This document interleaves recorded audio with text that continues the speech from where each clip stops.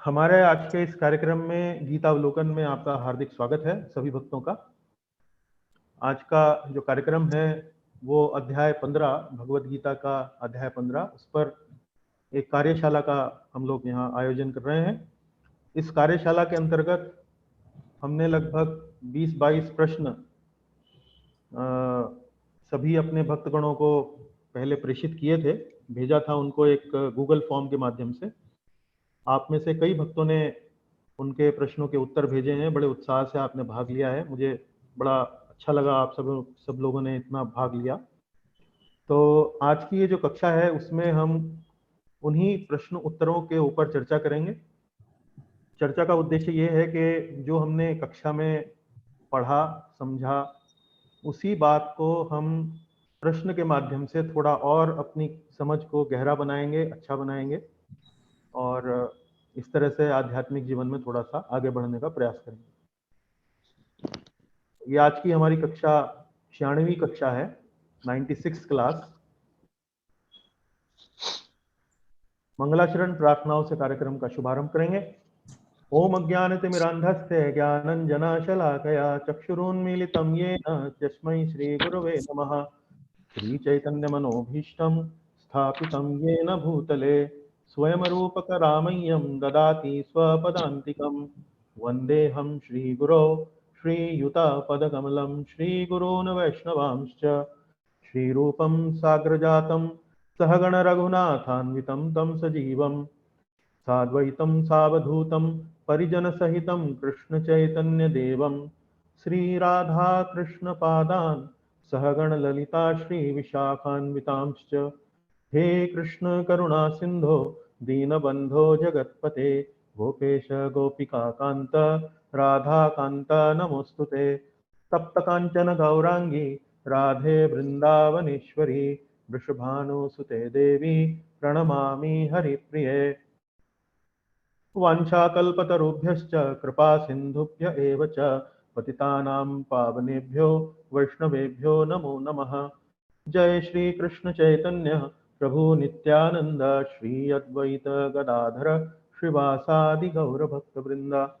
हरे कृष्ण कृष्ण कृष्ण हरे हरे हरे राम राम राम हरे हरे। चलिए प्रश्नोत्तरी के प्रश्नों पर चर्चा शुरू करते हैं। सबसे पहला प्रश्न जो था वो आपका नाम और आप जिस स्थान पर रहते हैं उसके बारे में था। दूसरा प्रश्न से हम आरंभ करेंगे और ये है उल्टे अश्वत्थ वृक्ष के बारे में। उल्टा अश्वत्थ वृक्ष, अश्वत्थ बोलते हैं बरगद का पेड़। तो उल्टे अश्वत्थ वृक्ष से क्या तात्पर्य निकलता है? पहला विकल्प है यह एक प्रतिबिंब को इंगित करता है। यह प्रतिबिंब उस वास्तविक वृक्ष का है जिसकी तुलना आध्यात्मिक जगत से की गई है। उल्टा अश्वत्थ वृक्ष भौतिक जगत को इंगित करता है। सभी विकल्प सही हैं। आप में से जो भी भक्तगण इसका उत्तर देना चाहते हैं, भाग लेना चाहते हैं चर्चा में, तो अपना इलेक्ट्रॉनिक हाथ जूम मीटिंग पोर्टल पे अपना खड़ा करें ताकि उनमें से किसी एक को हम आमंत्रित कर सकें उत्तर देने के लिए। राकेश गर्ग जी ने सबसे पहले हाथ खड़ा किया। प्रभु जी आप उत्तर दीजिए। प्रभु जी डी सभी विकल्प सही हैं।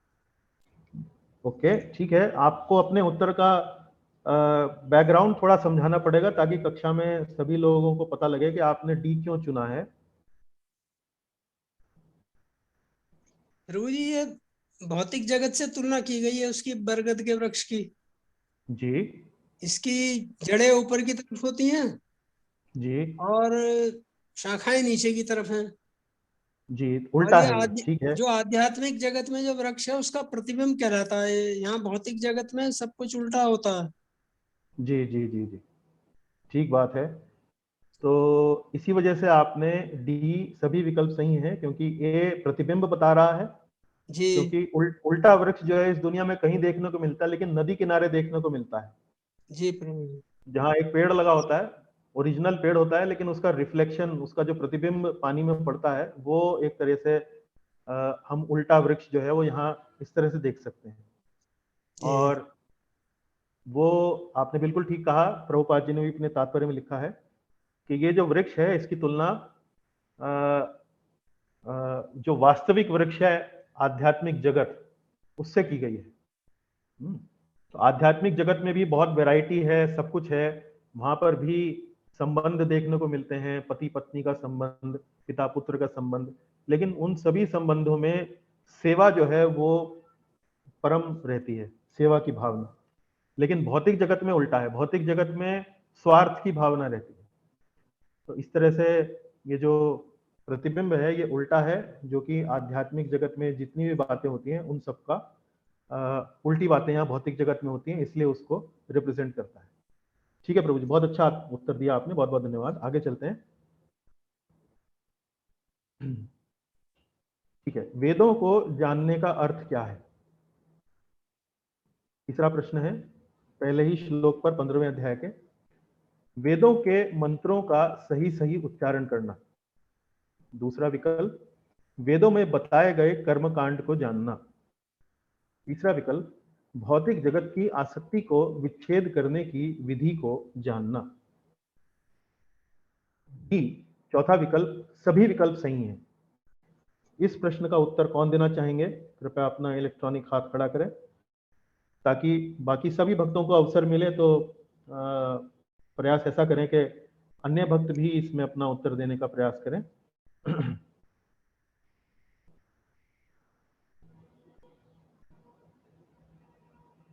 बताइए कौन देना चाहेंगे? अच्छा प्रश्न है ये, महत्वपूर्ण प्रश्न है। ठीक है, मनीष प्रभु, हाँ बताइए। तो मेरा उत्तर तो प्रभु सभी विकल्प सही है। सभी विकल्प सही हैं, अच्छा। ओके, चलिए हम आपकी बात को एक ऑप्शन के रूप में रखते हैं, लेकिन जीवन राधा गोविंद प्रभु आप भी बोलना चाहेंगे? My point is only point number C. C is the correct option according to me. Point number C as पर जम्बूनाथन प्रभु या जीवन राधा गोविंद प्रभु के अनुसार सी सही है। मनीष जी कह रहे हैं डी, और राकेश प्रभु आपका क्या विकल्प, आपका क्या उत्तर है?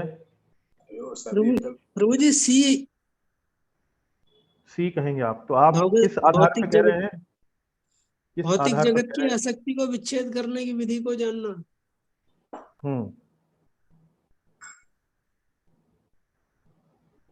बिल्कुल ठीक आपने कहा, मैंने भी यही सोच के इसको प्रश्न का उत्तर लिखा था। देखिए मनीष जी, इसमें ए और बी जो हैं वो वास्तव में वेदों को जानना अगर हमें है तो वास्तव में वेदों का जो मूल उद्देश्य है, किस उद्देश्य से वेद लिखे गए हैं, यदि हम उसको जान लें तो वास्तव में वेदों को हम जान लेते हैं।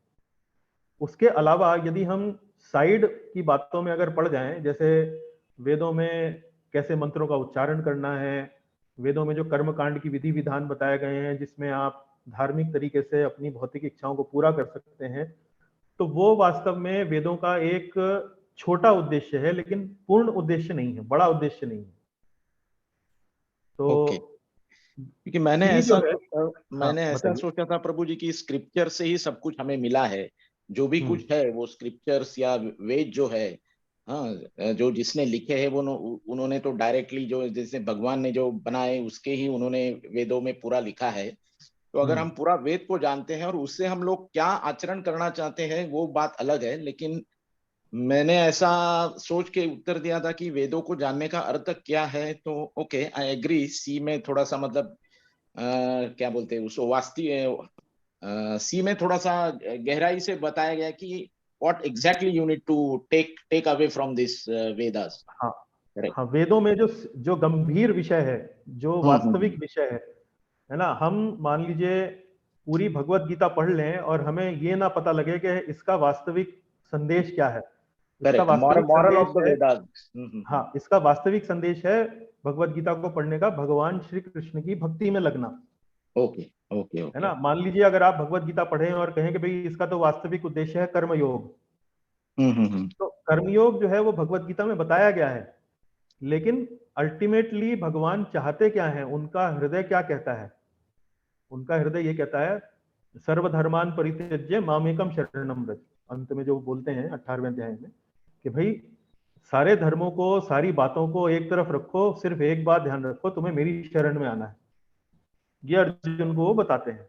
तो इसमें भी यदि आप 15वें अध्याय का ये जो पहला श्लोक है, इसका तात्पर्य यदि आप पढ़ें तो मैं देखिए जो लास्ट पैराग्राफ है इसमें, उसमें लास्ट की 3-4 लाइनों से पढ़ रहा हूं। वास्तविक वृक्ष के भौतिक प्रतिबिंब का विच्छेदन करना होता है। जब कोई कहता है कि अमुक व्यक्ति वेद जानता है, तो इससे समझा जाता है कि वह इस जगत की आसक्ति से विच्छेद करना जानता है। यदि वह इस विधि को जानता है तो समझिए कि वह वास्तव में वेदों को जानता है। जो व्यक्ति वेदों के कर्मकांड द्वारा आकृष्ट होता है, वह इस वृक्ष की सुंदर हरी पत्तियों से आकृष्ट होता है। वह वेदों के वास्तविक उद्देश्य को नहीं जानता है। वेदों का उद्देश्य भगवान ने स्वयं प्रकट किया है और वह है इस प्रतिबिंबित वृक्ष को काटकर आध्यात्मिक जगत से वास्तविक वृक्ष को प्राप्त करना। तो ये देखिए उन्होंने प्रभुपाद जी ने तात्पर्य में बड़ा स्पष्ट लिख रहे हैं कि वेदों को जानने का मतलब ये है, ये समझना कि ये जो भौतिक जगत है, यहाँ पर हमारा जो निवास है बहुत टेम्परेरी है। जैसे होटल में रहते हैं हम लोग, करेक्ट। होटल में कोई व्यक्ति घर बसाने के लिए नहीं जाता है। होटल में व्यक्ति 3-4 दिन के लिए, 5 दिन के लिए, 7 दिन के लिए कुछ अपना एक टेम्परेरी हिसाब से वहां पर जाता है। वहां पर कोई होटल में बहुत बड़ा कमरे के अंदर रंगाई पुताई नहीं कराता है, वो कोई बहुत साज सज्जा नहीं कराता है कमरे की। वहां जानता है कि भाई 5-7 दिन के बाद जाना है, यहाँ से वापस जाके अपने घर में ही जाके हमको रहना है। तो इसी तरह से जो भौतिक जगत है वो भी होटल की तरह ही है, एक सराय की तरह है। Correct correct. जहाँ हम कुछ वर्षों के लिए आते हैं और फिर यहाँ से हमें अपनी आगे की यात्रा पूरी करनी होती है। तो जो लोग ये समझ जाते हैं कि भैया ये तो होटल है, तो वो ये समझने लगते हैं कि इस होटल से निकलने के लिए जो हमें वेदों के नामक जो पुस्तक दे रखी है, उसमें इसकी विधि विधान बताए गए हैं कि इस होटल से बाहर निकलना कैसे है, हमें अपने घर वापस कैसे जाना है, उसका जो रहस्य है वो उसमें बताया गया है वेदों में। तो वो इसलिए यहाँ पर जो विकल्प इसका सही है वो है सी। नहीं नहीं, वेरी वेरी क्लियर प्रभु, धन्यवाद, थैंक यू सो मच। जी धन्यवाद। हाँ चलिए अगला देखते हैं, सही विकल्प का चुनाव करें। अभी देखिए इस प्रश्न के अंदर आपको ये जो अश्वत्थ वृक्ष है उसमें अलग अलग इसके भाग, पत्तियां, जड़ें, सहायक जड़ें, शाखाएं, टहनियां इत्यादि इत्यादि हैं। और जैसे अभी पिछले प्रश्न में या पिछले से पिछले प्रश्न में राकेश जी ने बताया कि ये जो प्रतिबिंब है वृक्ष का, ये भौतिक जगत है। इसी तरह से इस वृक्ष की जो अलग अलग वस्तुएं हैं, अलग अलग भाग हैं, उनका क्या अर्थ निकलता है हमारे समझने के लिए, ये प्रश्न उस पर है। तो हम पूछते हैं कौन सज्जन, कौन भक्तगण जो है वो हमें इसके प्रश्न का उत्तर देंगे। 6 अलग अलग भाग हैं, तो कौन देना चाहेंगे, कृपया करके हाथ खड़ा करें।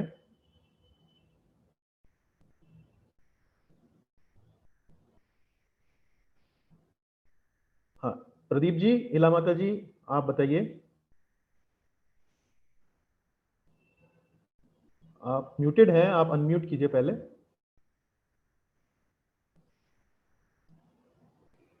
Yeah. Pratya, the first question is Vedic Sutra. The second one is Brahmalok. The third one is Rag Tatha Dreshwa. Very good.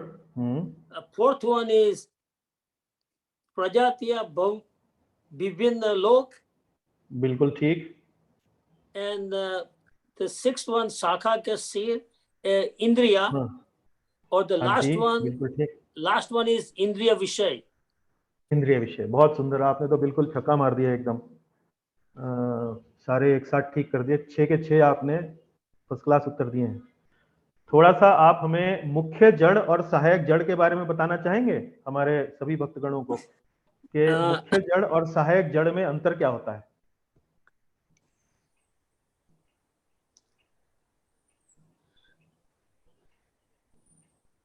मुख्य जड़ आपने बताया ब्रह्मलोक। Yeah, right. इससे हम क्या समझ सकते हैं? मुख्य जड़ ब्रह्मलोक कैसे है? You know, I just don't remember right at this moment because this is about a month ago I did it, you know. No problem. लेकिन आपने उत्तर सारे ठीक दिए हैं, that is very nice.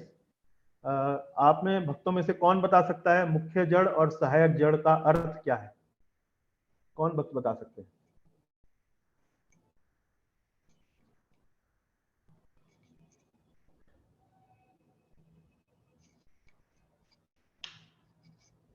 हाँ जी, कोई तो हाथ उठाएं। हाँ, जम्बूनाथन प्रभु, आप बताना चाहेंगे? प्रभु, मुख्य जड़, the creation starts from the Brahman Oka. That is actually the straight tree, not the inverted tree. So it starts, the primary thing starts from that. So that is what is this thing. That is that.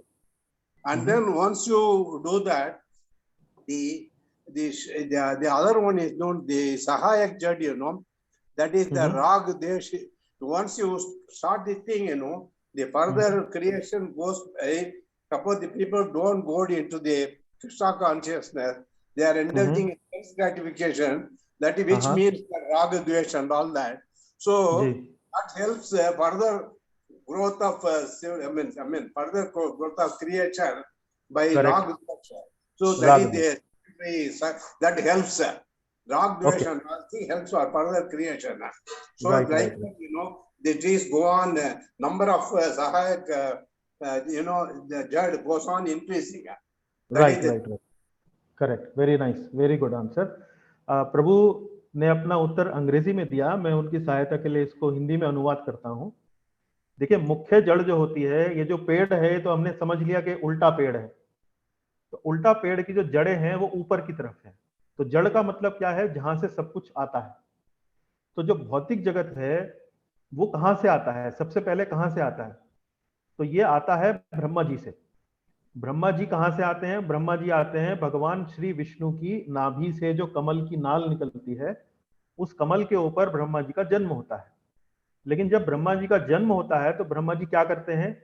ये सब जो जगत हम आसपास देखते हैं, पेड़ पौधे, पशु पक्षी, सांप बिच्छू, जितने भी ये सब जीव जंतु, जितना भी जीवन अपने चारों ओर देखते हैं, उनका निर्माण कौन करता है? उनका निर्माण करते हैं ब्रह्मा जी। इसलिए इस पेड़ की जो मुख्य जड़ है वो ब्रह्मा जी को है, या उसको ब्रह्मलोक बताया गया है। अच्छा, सहायक जड़ कौन सी होती है? सहायक जड़ होती है, यदि आप ध्यान करें, कक्षा में हमने बताया था कि बरगद का पेड़ जब फैलता है, जब उसकी टहनियां फैलती हैं, तो टहनियों में से ही, जब इतना लंबा चौड़ा फैल जाता है वो, तो टहनियों से ही ये जो जड़ें हैं ये नीचे धरती की ओर बढ़ती हैं, और जब धरती में पहुंच जाती हैं तो धरती के अंदर प्रवेश कर जाती हैं, और वहीं से वो अपना पानी, जितना भी पोषण है, वो उस धरती से, ये जो सेकेंडरी रूट्स होती हैं, सहायक जड़ें, वहां से अपना ये पोषण जो है वो ग्रहण करती हैं। तो ये सहायक जड़ें किस बात को रिप्रेजेंट करती हैं? यहाँ पर ये करती हैं राग और द्वेष। राग और द्वेष का मतलब अटैचमेंट एंड एवर्जन। अटैचमेंट मतलब आसक्ति हो जाना, अवर्जन मतलब उससे घृणा हो जाना। तो इसका क्या मतलब है कि ये समझिए कि ब्रह्मा जी जब एक बार एक योनि का निर्माण करते हैं, मान लीजिए मनुष्य योनि का निर्माण करते हैं। अब ये मनुष्य या ये जो जीव है, यदि वो भगवान के कार्यों में ना लगकर संसार के कार्यों में लगा रहे, कभी किसी से राग करे, कभी किसी से द्वेष करे, तो उससे उसके कर्मों का जो अकाउंट है वो बढ़ता चला जाता है, घटता बढ़ता चला जाता है। अच्छे कर्म, बुरे कर्म, ये सब वो बढ़ाता रहता है। इसी के बेसिस पर, इसी राग और द्वेष के बेसिस पर उस व्यक्ति को अपना अगला जन्म मिलता है। तो इसलिए सहायक जड़ों को राग तथा द्वेष बताया गया है कि पहली बार तो जन्म कहां से होता है? ब्रह्मा जी से होता है, लेकिन उसके बाद उस व्यक्ति का, उस जीव का अपना राग और द्वेष उसके जन्म और मृत्यु का कारण बनता रहता है। तो इसलिए मुख्य जड़ और सहायक जड़ यहाँ पर हमने डिस्कस करे, ये थोड़ा सा इंपॉर्टेंट थे। उसके अलावा पत्तियां जो हैं ये वैदिक स्तोत्र हैं, मतलब जो कर्मकांड के जो मंत्र हैं, वैदिक विधियां हैं, ये पत्तियां उनको इंगित कर रही हैं, उनको रिप्रेजेंट करती हैं। और इस तरह से आप ये जो शाखाएं हैं ये अलग अलग, जैसे शाखाएं उल्टे वृक्ष की जब पूरे चारों तरफ फैलती हैं तो जो नीचे के स्तर की जो शाखाएं हैं वो निम्न लोक हैं, जैसे नरक के जो लोक हैं, जो ऊपर जो शाखाएं हैं वो देवलोक हैं। तो इस तरह से शाखाएं ये अलग अलग प्रजातियां, अलग अलग योनियां, अलग अलग लोकों को रिप्रेजेंट करती हैं। इस तरह से हम इस पूरे अश्वत्थ वृक्ष को समझ सकते हैं। यदि फिर भी समझ में ना आया हो तो आप हमारे जो लेक्चर्स हैं, जो व्याख्यान हैं 15वें अध्याय पर, वो अगर आप उनका अध्ययन करेंगे तो उनको सुनेंगे एक बार तो समझ में आ जाएगा। आगे चलते हैं। अश्वत्थ वृक्ष का पोषण कैसे होता है? देखिए विकल्प है इसमें, धर्म अर्थ काम और मोक्ष के द्वारा, इंद्रिय विषयों के द्वारा, प्रकृति के 3 गुणों द्वारा और सुख और दुख द्वारा। तो सही उत्तर कौन देना चाहेंगे? कृपया हाथ खड़ा करें।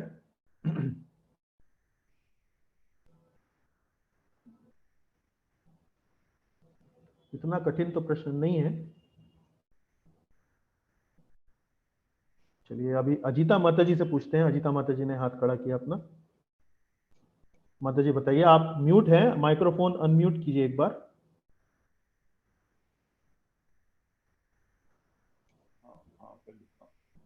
प्रकृति के 3 गुणों द्वारा। अरे वाह माता जी, आपने भी एकदम चौका मारा है, बढ़िया आपने उत्तर दिया, बहुत धन्यवाद। प्रकृति के 3 गुणों द्वारा। चलिए यहां तक तो बात बढ़िया है। अगर आप थोड़ा सा हमें समझा दें तो आपको मैन ऑफ द मैच मिल जाए। प्रकृति के 3 गुण, जो अपना जो जगत, भौतिक जगत है वो प्रकृति के 3 गुणों पर ही आधारित है। तो उसमें सब जो पेड़ों के समान जो उसको उपमा दी है अपने ने, तो उसके साथ बरोबर वो होता है, प्रकृति के 3 गुणों और जगत उसका। जी हाँ, बिल्कुल ठीक आपने कहा। रजस और भौतिक 3 गुण, रजस, तमस और सत्व। हाँ जी, तो ये जो 3 गुण होते हैं, इन्हीं 3 गुणों द्वारा मान लीजिए कोई व्यक्ति सतोगुणी है या रजोगुणी है या तमोगुणी है, तो जब तक वो इन गुणों के चक्कर में पड़ा रहता है उसको बार बार जन्म लेना पड़ता रहता है। जो सतोगुणी है उसे ऊपर के लोकों में जन्म मिलता है, जो माफ कीजिए, जो सतोगुणी है उसे ऊपर के लोकों में जन्म मिलता है, जो रजोगुणी है उसे पृथ्वी लोकों में जन्म मिलता रहता है, और जो तमोगुणी है उसे नीचे के लोकों में जन्म मिलता रहता है। तो इसीलिए इस भौतिक जगत रूपी जो वृक्ष है इसका पोषण कैसे होता है? जैसे जल का वृक्ष का पोषण होता है जल द्वारा, इस वृक्ष का पोषण होता है प्रकृति के 3 गुणों द्वारा। आपने बहुत अच्छा उत्तर दिया, मुझे बड़ी प्रसन्नता हुई कि आपने सोच समझ के गहराई से बात का उत्तर दिया है। बहुत सुंदर। Thank you Prabhu ji, thank you Prabhu ji. सही उत्तर है प्रकृति के 3 गुणों द्वारा। बहुत बढ़िया, आगे चलते हैं। अगला प्रश्न है हमारा, अश्वत्थ वृक्ष को कैसे काटें? इस वृक्ष को काटने के लिए किन 2 बातों की आवश्यकता होती है? विज्ञान तथा तकनीक, गुण तथा व्यक्तित्व, सत्य तथा धर्म, दृढ़ता तथा विरक्ति। तो कौन देना चाहेंगे इसका उत्तर? कौन भक्तगण देना चाहेंगे? कृपया अपना इलेक्ट्रॉनिक हाथ खड़ा करें। अन्य भक्त भी भागीदारी लें, आगे आएं और उत्तर देने का प्रयास करें। घबराएं नहीं, गलत हो जाएगा तो कोई धरती नहीं हिल जाएगी। लेकिन यदि आप भागीदारी लेंगे तो आपको सही उत्तर होगा तो आपका आत्मविश्वास बढ़ेगा, गलत उत्तर होगा तो आप कुछ सीख कर जाएंगे, तो कोई नुकसान तो कुछ है ही नहीं। हाँ जी, अन्य भक्त भी दें। अजीता माता जी का हाथ खड़ा हुआ है, लेकिन कोई और भक्त भी अगर आगे आए तो बहुत अच्छा लगेगा। हरे कृष्णा प्रभु जी। हाँ, जय माला माता जी, प्लीज आप बताइए। दृढ़ता तथा विरक्ति। दृढ़ता तथा विरक्ति, बहुत सुंदर उत्तर दिया। आप कक्षा को, भक्तगणों को कुछ समझाना चाहेंगी अपना संक्षेप में? Briefly would you like to explain to the class? You can do it in English, I will translate it letter.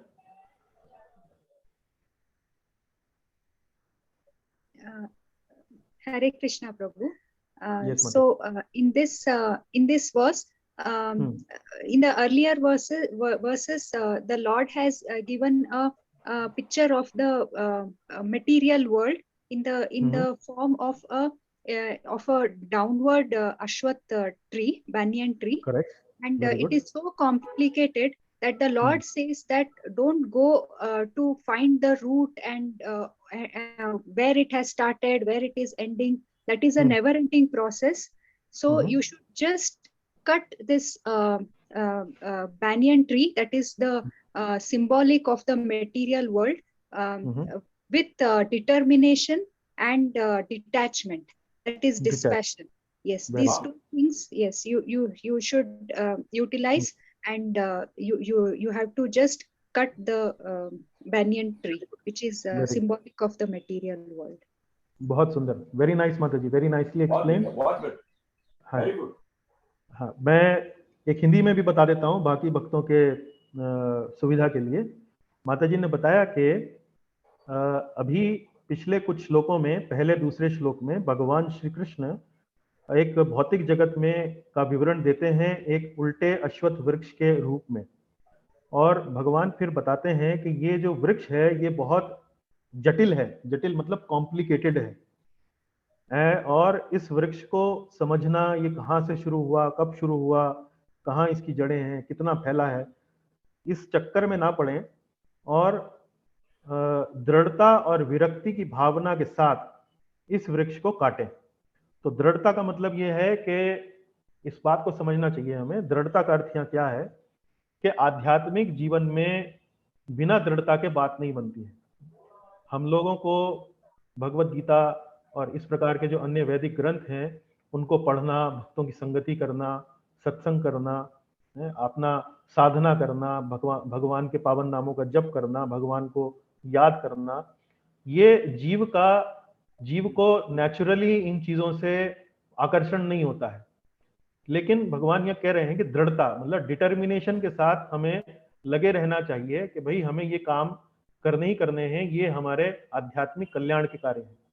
और विरक्ति मतलब ऐसा नहीं है कि हम संसार में आए हैं तो संसार से मन लगा के बैठ जाएं, दिल लगा के बैठ जाएं, ऐसा नहीं करना चाहिए। हमें मालूम होना चाहिए कि ये संसार एक बहुत टेम्परेरी सा प्लेस है, एक तरह से जैसे मैंने पहले कहा एक सराय के समान है, एक होटल के समान है। तो यहाँ बहुत लंबा चौड़ा फैला के रखना अपना सब इंतजाम व्यवस्था वगैरह उतना नहीं फैलाना चाहिए, और जितना आवश्यक है उतना करना चाहिए, उतनी विरक्ति रखते हुए और दृढ़ता से इस संसार से निकलने का प्रयास करना चाहिए। तो यही चीज यहाँ भगवान बता रहे हैं कि इस वृक्ष को मतलब भौतिक जगत से निकलने के लिए किन दो बातों की आवश्यकता है। साधारण भाषा में प्रश्न ये है, तो उसका उत्तर यह है कि आपको दृढ़ता चाहिए, आध्यात्मिक विषयों पर अपना पूरा जीवन लगाए रखें, स्थिर बनाए रखें, और विरक्ति चाहिए। विरक्ति का मतलब है इस जगत से बहुत कोई मोह ना पाल लें, इसको मान के चलें कि ये एक टेम्परेरी जगह है। सही उत्तर है दृढ़ता तथा विरक्ति। बहुत बहुत सुंदर माता जी, बहुत अच्छा आपका उत्तर था। विरक्ति कैसे विकसित करें, विरक्ति को कैसे विकसित किया जा सकता है, ये तीसरे श्लोक पर आधारित एक और प्रश्न है। शास्त्रों के अध्ययन द्वारा, आत्मज्ञान की विवेचना द्वारा, भक्तों की संगति में ज्ञानी पुरुषों द्वारा, श्रवण द्वारा। सभी विकल्प सही हैं। तो कौन उत्तर देंगे इसका? अभी कोई और भक्त जो हैं उत्तर देना चाहें तो कृपया आगे आए।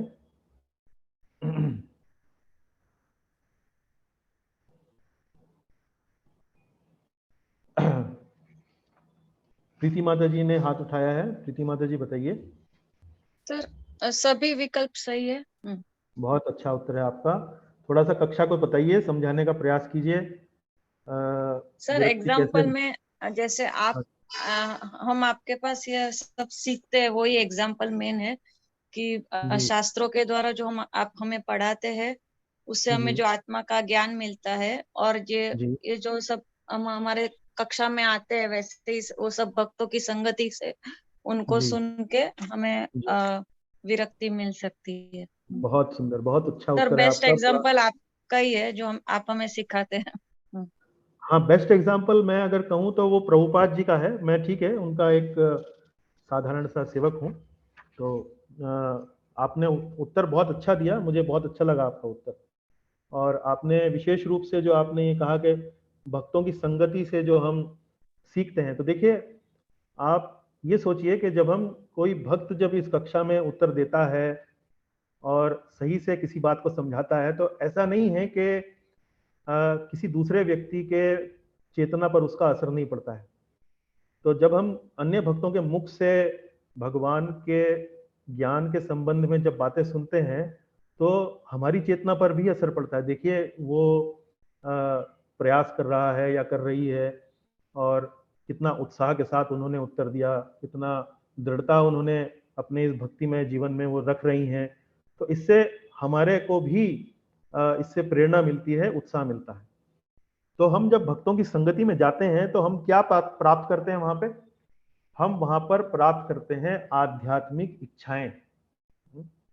जब हम किसी भौतिक व्यक्ति के संगति में जाते हैं तो हम वहां पर सिर्फ भौतिक इच्छाएं हम प्राप्त करते हैं, लेकिन जब भक्तों की संगति में जाते हैं तो आध्यात्मिक इच्छाएं प्राप्त करते हैं। देखो वो कितना अच्छे से भक्ति कर रहा है, देखो वो भी कितना भगवान की पुस्तकों को अच्छे से पढ़ रहा है, वो देखो कितना प्रसाद को लेकर उसके मन में कितना आदर का भाव है, वो भक्त जो है वो भजन कितना सुंदर गाता है। तो इस प्रकार की आध्यात्मिक इच्छाएं हमारे भीतर उत्पन्न होती हैं, और इसी प्रकार की इच्छाएं हमें उत्पन्न करने का प्रयास अपने जीवन भर करते रहना चाहिए। इसी से हम आगे बढ़ेंगे। बहुत अच्छा उत्तर था आपका, बहुत बहुत धन्यवाद। सही उत्तर है इसका, सभी विकल्प सही हैं। बहुत अच्छा उत्तर। ठीक है, आगे चलते हैं। शरणागति की प्रक्रिया। अच्छा, ये जो उत्तर है ये मल्टीपल चॉइस क्वेश्चन नहीं था, ये डेस्क्रिप्टिव क्वेश्चन है। डेस्क्रिप्टिव क्वेश्चन में थोड़ा हमें प्रयास अधिक करना पड़ता है। देखते हैं किसने किया है प्रयास। शरणागति प्रक्रिया क्या है? गीता 15.5 के तात्पर्य के आधार पर बताएं। तो प्रभुपाद जी ने इस श्लोक का 5वें श्लोक का तात्पर्य दिया है, लगभग आधे पेज का तात्पर्य है, और बड़ा सुंदर तात्पर्य उन्होंने दिया है। तो कौन भक्त जो है वो अपनी भाषा में इस प्रश्न का उत्तर देना चाहेंगे? सिंपल साधारण भाषा में, 2-3 मिनट से ज्यादा ना लगे। प्रदीप जी ने खड़ा किया है अपना हाथ, इला माता जी, प्रदीप जी ने। बताइए माता जी, प्रभु जी, कौन आप उत्तर देना चाहेंगे? बताइए। I'm going to read my answer that I wrote on my question. One should cultivate the knowledge that he is not the Lord of the material nature, the Godhead is the Lord. One should have a real knowledge of the understanding of the things as they are. He becomes free from all dual conceptions such as happiness and distress, pleasure and pain. At this time, he can surrender to Godhead, the Supreme Personality. Very good, बहुत अच्छा उत्तर दिया आपने। पहली जो line आपने बोली है कि शरणागति की प्रक्रिया क्या है, सबसे पहला पॉइंट है ये समझ में आना कि भाई इस दुनिया के मालिक हम नहीं हैं। राइट। इस दुनिया के मालिक कौन है? इस दुनिया के मालिक श्री कृष्ण हैं। और हम कौन हैं? हम उनके सेवक हैं। अब सेवक हैं तो क्या हमारा इस दुनिया में किसी भी वस्तु पर कोई अधिकार नहीं है? नहीं, ऐसा नहीं है। तो हमारे घर में भी मान लीजिए जैसे कोई व्यक्ति सेवा करता है, अपनी सेवक के रूप में हमारे यहाँ काम करता है, एक नौकर के रूप में या एक सर्वेंट के रूप में कभी कोई काम करता है, या हम भी किसी कंपनी में एक एम्प्लॉय के रूप में जब काम करते हैं तो हमें कंपनी के बारे में हमारे मन में धारणा होती है कि भाई हम इस कंपनी के मालिक नहीं हैं, हम यहाँ पर सिर्फ अपनी सेवाएं देने आए हैं। इस कंपनी ने हमें गाड़ी दी है, कुर्सी दी है, टेबल दी है बैठने के लिए, है, और हमें कंप्यूटर दिया है काम करने के लिए। तो ये सब गाड़ी, कुर्सी, टेबल, कंप्यूटर, ये किसका है? ये कंपनी का है। तो कंपनी के लिए जब हम काम करते हैं, कंपनी के हित के लिए जब हम काम करते हैं, कंपनी के बढ़ोतरी के लिए जब काम करते हैं, तो कंपनी हमसे प्रसन्न होती है, हमें फिर प्रमोशन देती है। तो इसी तरीके से हमारी भी सिचुएशन यहाँ है। जब हम भगवान के बताए हुए नियमों के अनुसार चलते हैं, इस जीवन में अपना जीवन इस प्रकार व्यतीत करते हैं कि हम जानते हैं कि ये वास्तव में जो दुनिया है वो भगवान की है, तो भगवान भी उससे प्रसन्न होते हैं और हमें हमारा जीवन जो है वो बहुत अच्छे ढंग से हम बिता सकते हैं। हम किसी से झगड़ा नहीं करते हैं। हम यदि यहाँ पर कोई भी वस्तु का उपभोग करते हैं तो वो उतना ही करते हैं जितना हमारे लिए आवश्यक है। हम अपने बाकी जो साथी हैं, बाकी जो हमारे साथ रहने वाले लोग हैं, हम उनको भी अपने जीवन में उनको भी आदर देते हैं, सम्मान देते हैं। तो इसी तरीके से जब हम अपना जीवन व्यतीत करते हैं तो ये वास्तव में हमारा जीवन जो है बड़ा सुंदर बनता है, और यही शरणागति है।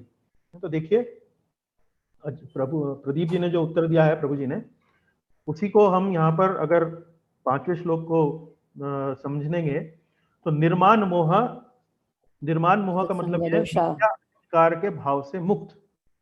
जब हम मिथ्या अहंकार के भाव से मुक्त हो जाते हैं कि हम इस दुनिया के स्वामी नहीं हैं, तो ये शरणागति का आरंभ है। हमारी शरणागति आरंभ हो गई, हमने एटलीस्ट स्वीकार किया कि हमारे स्वामी भगवान है, तो शरणागति शुरू हो गई। जित संग दोष मतलब हम किसी भी संग का मतलब है आसक्ति हो जाना, अटैचमेंट हो जाना। अब जब हमें मालूम हो जाता है कि ये टेम्परेरी जगह है, हम इसके स्वामी नहीं है, वास्तविक स्वामी तो भगवान है।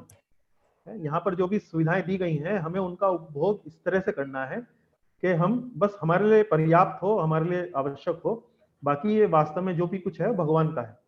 तो इससे क्या होता है कि हम अहंकार के भाव से मुक्त हो जाते हैं। अगर हम संग करेंगे, अटैचमेंट करेंगे, तो हम एक तरीके से देखिए परिवार, समाज, राष्ट्र, इनके स्नेह में बंध जाएंगे, लिप्त हो जाएंगे। लेकिन अगर हम ये भावना रखेंगे कि ये तो वास्तव में सब कुछ भगवान का है, तो हम उसमें लिप्त नहीं होंगे, हम एक कर्तव्य की भावना से उनके साथ काम करेंगे। फिर आध्यात्म नित्या मतलब जब हमें यह पता लग जाता है कि ये टेम्परेरी जगह है, भगवान इसके स्वामी हैं, तो हम उन बातों में अपना मन लगाना आरंभ करते हैं जिससे हम वास्तव में भगवान के और नजदीक पहुंचे। तो आध्यात्मिक ज्ञान का विकास करना ताकि यह जान सकें कि क्या हमारा है और क्या नहीं है। जैसे कि आप सभी भक्त लोग भगवत गीता का अध्ययन करके गहराई से बड़ा प्रयास कर रहे हैं, बड़ी कोशिश कर रहे हैं कि हम समझें कि ये ग्रंथ क्या है और वास्तविक जीवन में हमारे लिए सबसे उत्तम कार्य क्या है, वो जानने का आप प्रयास कर रहे हैं। फिर द्वंद्व विमुक्ता सुख दुख संज्ञा, यहाँ विमुक्ता है, ऊ की मात्रा में लगाना भूल गया। द्वंद्व विमुक्ता सुख दुख संज्ञा। तो जब हम ये सब समझ जाते हैं, अहंकार के भाव से मुक्त हो जाते हैं, आध्यात्मिक ज्ञान को विकसित करने लगते हैं, तो हमारे जीवन में सुख दुख, हर्ष विषाद जैसे जो द्वंद्व हैं वो मुक्त हो जाते हैं। जब दुख आता है तो हमारे मन में भावना आती है कि ये तो हमारे किसी पूर्व जन्म का पाप है जो हमारे सामने आया है। जब कोई सुख आता है तो हम बौराते नहीं हैं, हम मतलब फूलते नहीं हैं, हम समझते हैं कि ये वास्तव में भगवान की कृपा मेरे ऊपर आई है, भगवान का आशीर्वाद समझकर विनम्रता से उसे स्वीकार करते हैं। तो इस तरह से ये शरणागति की पूरी पूरी प्रक्रिया है जो भगवान यहाँ पर बता रहे हैं कि देखो एक अश्वत्थ वृक्ष है, बरगद का पेड़ है जो भौतिक जगत है, उल्टा बरगद का पेड़, उसे तुम दृढ़ता और विरक्ति की भावना से उसे काटो। और शरणागति की ये प्रक्रिया है, और ये शरणागति की प्रक्रिया फिर यहाँ भगवान बताते हैं। अब आगे चलते हैं, परम धाम कैसे पहुंचा जाए, भगवान के परम धाम कैसे हम पहुंच सकते हैं। भक्ति योग के अभ्यास द्वारा, भक्तों की संगति करने से, भगवान श्री कृष्ण की शरणागति द्वारा, सभी विकल्प सही हैं। तो कौन भक्तगण इसका उत्तर देना चाहेंगे? भक्ति योग के अभ्यास द्वारा, भक्तों की संगति करने से, भगवान श्री कृष्ण की शरणागति द्वारा, और सभी विकल्प सही हैं। तो भगवान के परम धाम कैसे जा सकते हैं? तो आसान उत्तर है। अजिता माता जी बताइए। भगवान की सी है, वैसे तो सभी विकल्प सही है, लेकिन भगवान की शरणागति द्वारा इसका जा सकते हैं हम, कि हम प्रभु के चरणों में ही रहते कि प्रभु हम आपके शरणों में है, और भक्ति का अभ्यास होगा तो ही हम प्रभु की शरणागति पा सकते हैं। हाँ, और भक्तों तो की संगत होती है तभी शरणागति मिलती है अपनों को। हाँ, तो आपने सभी विकल्प सही बता दिए, फिर ठीक है, फिर आप सी, तो सभी विकल्प सही है, आपने उत्तर दे दिया। हाँ हाँ, सभी विकल्प सही हैं। तो इस पे अभी हम चर्चा कर चुके हैं, इस बात पर काफी अच्छे से, इस पर और अधिक चर्चा नहीं करेंगे। देखिए यहाँ पर वही बातें लिखी हुई हैं कि भगवान को लेकर अपने मन में उनकी चेतना को लगातार कैसे बढ़ा सकते हैं। तो अलग अलग तरीके हैं। भक्ति योग का अभ्यास करें। भक्ति योग के अभ्यास में क्या होता है, भगवान के नामों का जप करना होता है, भगवान के विग्रहों की पूजा करनी होती है, भगवान को भोग लगाना होता है। भक्तों की संगति करने से, जैसा कि आप अभी कर रहे हैं, सभी भक्तों के साथ आप संगति करने आए हैं, और भगवान श्री कृष्ण की शरणागति द्वारा। तो ये भक्ति योग का अभ्यास करना, भक्तों की संगति करना, यही तो भगवान की शरणागति है। ये अगर आप भगवान की शरणागति कहें या भक्तों की संगति करना कहें, इनमें कोई अंतर नहीं है, ये एक ही बात है। तो इसलिए सभी विकल्प सही हैं। माता जी ने बड़ा अच्छा उत्तर दिया, बहुत बहुत धन्यवाद। आगे चलते हैं। किस गुण द्वारा जीवात्मा मुक्त बन सकता है? किस गुण द्वारा जीवात्मा मुक्त बन सकता है, देखते हैं। अपने किस गुण का सदुपयोग अथवा दुरुपयोग करके जीवात्मा बद्ध अथवा मुक्त बन सकता है? गीता का 15वें अध्याय का 7वां श्लोक, उसके तात्पर्य से यह प्रश्न बनाया गया है। विकल्प हैं ज्ञान, धन, बल, स्वतंत्रता। तो कौन उत्तर देना चाहेंगे? गीता माता जी ने तो कई उत्तर दिए हैं, कोई और भक्त भी आगे आकर उत्तर देना चाहेंगे जिन्होंने अभी तक उत्तर नहीं दिया है? बताइए। मेरे हिसाब से, हेलो, हाँ हरीश प्रभु आप बताइए। मेरे हिसाब से ये ज्ञान। ज्ञान, अच्छा ठीक है, हम लोग एक ऑप्शन ज्ञान नोट करके रखते हैं।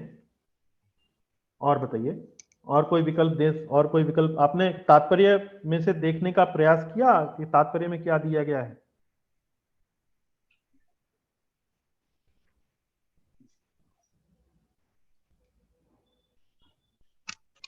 प्रभु जी डी।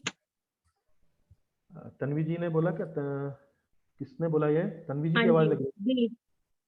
हाँ हाँ माता जी समझाइए, डी आपने उत्तर दिया, बताइए कैसे आपने डी उत्तर दिया, कहाँ से दिखा आपने, तात्पर्य में कहाँ पढ़ा आपने? प्रभु जी मैंने तात्पर्य में ही पढ़ा था, स्वतंत्रता के एक मिनट मैंने स्वतंत्रता के दुरुपयोग से संसार में संघर्ष करना पड़ता है। जैसे मन और इंद्रियों पे हम अगर जो अपने काबू नहीं करेंगे, तो एक शराबी है, जैसे शराबी है उसको कंट्रोल ही नहीं है, बस वो पिए जा रहा है स्वतंत्रता के कारण अपने।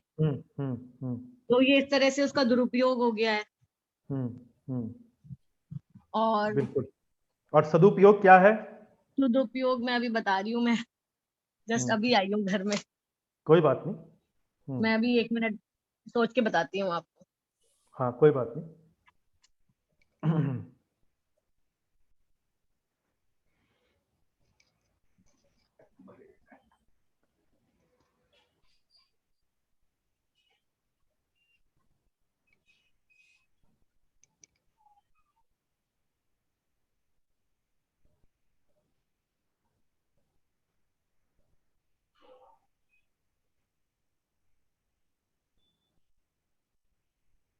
आप पढ़ सकती हैं, पुस्तक में भी पढ़ सकती हैं, कोई ऐसा नहीं है कि आप पुस्तक में नहीं पढ़ सकती। खोल रही हूँ।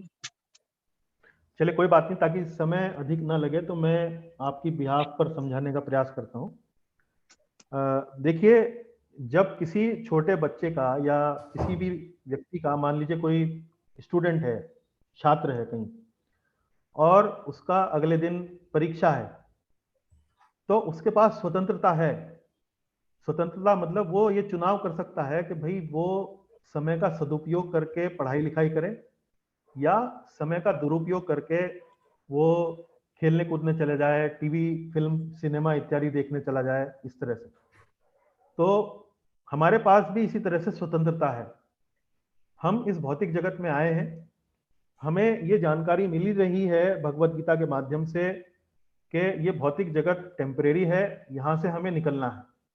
अब हमारे हाथ में है, हमारे ऊपर है कि हम उन्हीं भौतिक कार्यों में लगे रहें, उसी तरह से अपना इंद्रिय तृप्ति करते रहें, इंद्रिय विषयों में पड़े रहें, हैं सुख का उपभोग करते रहें, या हम भगवान के प्रति अपना आकर्षण बढ़ाने के लिए भगवान की सेवा में लगें, भगवान के नामों का जप करने का प्रयास करें, सत्संग करें, भगवत गीता को समझने का, गहराई में जाने का प्रयास करें। अपने जीवन को आध्यात्मिक विषयों में लगाएं, तो ये दोनों स्वतंत्रता जीव के पास रहती हैं। तो इसी बात को यहाँ पर प्रश्न में हम बता रहे हैं कि अपने किस गुण और का सदुपयोग करके और दुरुपयोग करके जीवात्मा बद्ध होता है या मुक्त बन सकता है।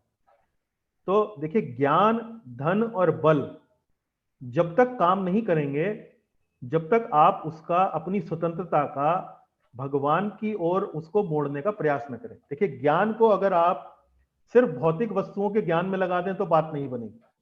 आपको अपनी स्वतंत्रता को प्रयोग करना पड़ेगा कि भाई मैं ज्ञान कौन सा लूं। ज्ञान वो सबसे उपयुक्त है जो भगवान से संबंधित है, क्योंकि वो आपको इस भौतिक जगत से आध्यात्मिक जगत की ओर ले जाएगा। तो भगवान से संबंधित ज्ञान जो है वो सर्वश्रेष्ठ है। धन भी आप इंद्रिय तृप्ति में लगा सकते हैं या भगवान की सेवा में लगा सकते हैं। फल, अपना श्रम, अपना बल जो है वो आप भगवान की सेवा में लगा सकते हैं या इंद्रिय तृप्ति में लगा सकते हैं। तो मुख्य रूप से आपका जो गुण, जो आपका सदुपयोग करना है या दुरुपयोग करना है, वो है आपकी स्वतंत्रता, जो आपको इंडिपेंडेंस मिली है, जिसका आप अगर भगवान में लगाएं तो सदुपयोग होगा और भगवान से अलग लगाएं तो वो एक प्रकार से दुरुपयोग होगा। तन्वी जी, बात समझ में, मतलब आप इसी तरह से समझाना चाह रही थी? हाँ प्रभु जी, मैं अभी कुछ समझाने वाले उसमें थी नहीं, मैं आपको फ्रैंकली बताऊं, क्योंकि मैं बहुत भागी भागी आ रही थी, तो मैं बस जल्दी से आके बैठ गई बस, तो मैं थोड़ा सा भूल गई थी चीजों को। कोई बात नहीं, लेकिन हाँ, मतलब मुझे भी बहुत चीजें क्लियर हो गई इससे। हाँ जी, तो देखिए, इसमें परमेश्वर के विभिन्न अंश होने के कारण जीवों में भी उनके आंशिक गुण पाए जाते हैं, जिनमें से स्वतंत्रता एक है। तो यहाँ देखिए, यहाँ प्रभुपाद जी अपने तात्पर्य में लिख रहे हैं कि भगवान स्वतंत्र हैं। भागवत, श्रीमद् भागवत का यदि आप पहला श्लोक पढ़ेंगे, पहले स्कंद का, उसमें भगवान के लिए एक विशेषण आया है, स्वराट। स्वराट का मतलब है इंडिपेंडेंट। इंडिपेंडेंट का मतलब है उनकी जो इच्छा होती है वो करते हैं, उनकी, वो किसी के ऊपर आश्रित नहीं है। तो प्रभुपाद जी लिख रहे हैं कि चूंकि हम भी भगवान का ही अंश हैं, भगवान का ही पार्ट एंड पार्सल हैं, तो उनके अंदर जो गुण हैं वो हमारे अंदर भी आए हैं, इसीलिए हम भी अपनी मर्जी चलाने की कोशिश करते हैं। हम भी स्वतंत्रता अपनी एग्जर्ट करने की कोशिश करते हैं, उसको इंपोज करने की कोशिश करते हैं।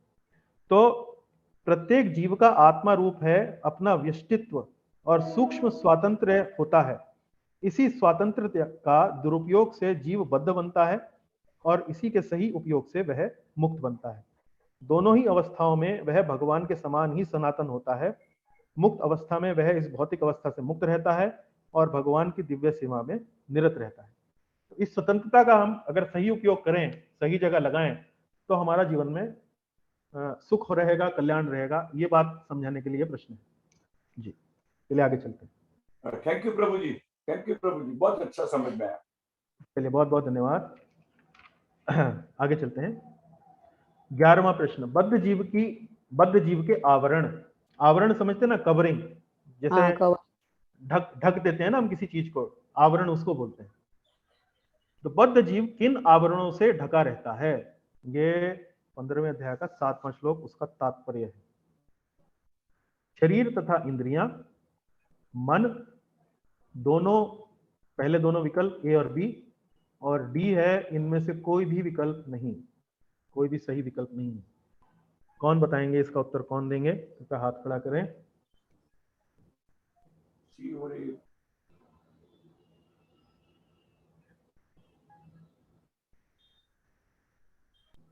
कोई नए भक्त आए आगे, भाग लें, अपना उत्तर बताएं।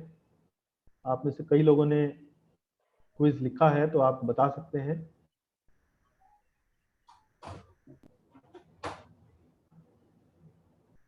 अजीता माता जी और हरीश प्रभु ने तो अभी बताया है, और भी भक्त आगे आए। हाँ, प्रीति माता जी आप बताइए। सर 80, दोनों ए और बी। राइट, एग्जैक्टली राइट, मैं भी वही बोल। अरे वाह, हरीश जी ने भी कंफर्म किया है। हाँ एग्जैक्टली। हाँ जी जी, चलिए प्रीति जी, फिर देखिए हमारे यहाँ सिर्फ सही उत्तर देने से बात नहीं बनती है, थोड़ा सा कक्षा को समझाना ही पड़ता है ना। तो हम ऐसे नहीं आपको जाने देंगे, आपको समझाना पड़ेगा। आवरण से कैसे, आपने बताया कि बद्ध जीव कैसे आवरण से ढका है, शरीर, इंद्रियां, मन, ये आवरण कैसे हैं बद्ध जीव के ऊपर, थोड़ा बताइए। ये बोले छह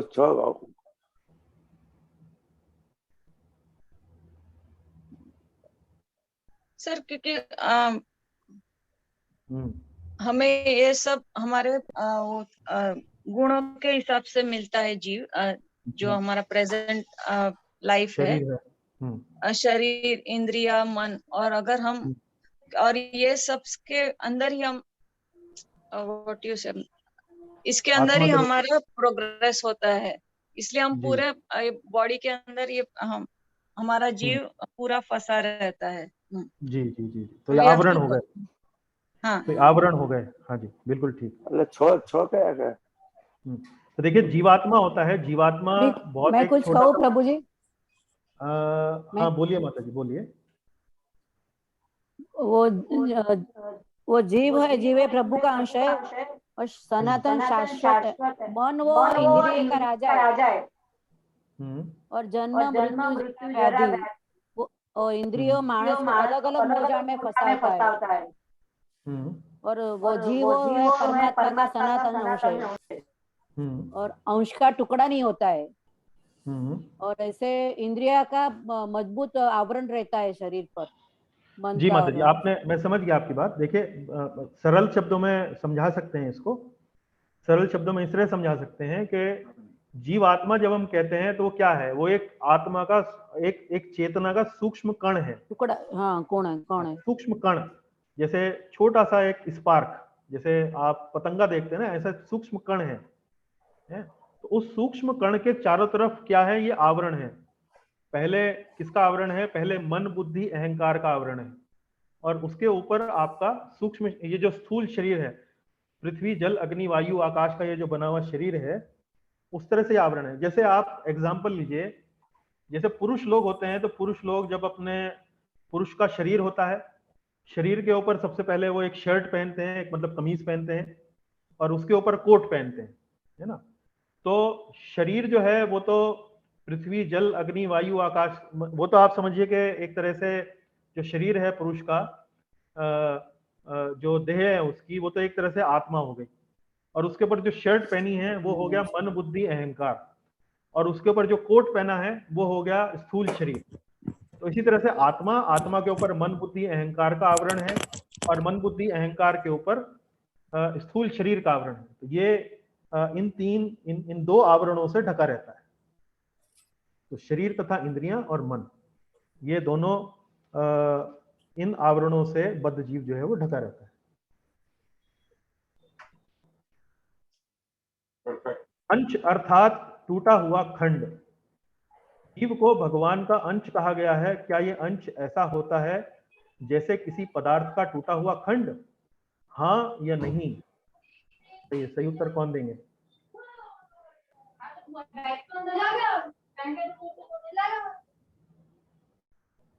हाँ, कौन भक्तगण उत्तर देंगे इसका? हाथ खड़ा कीजिए।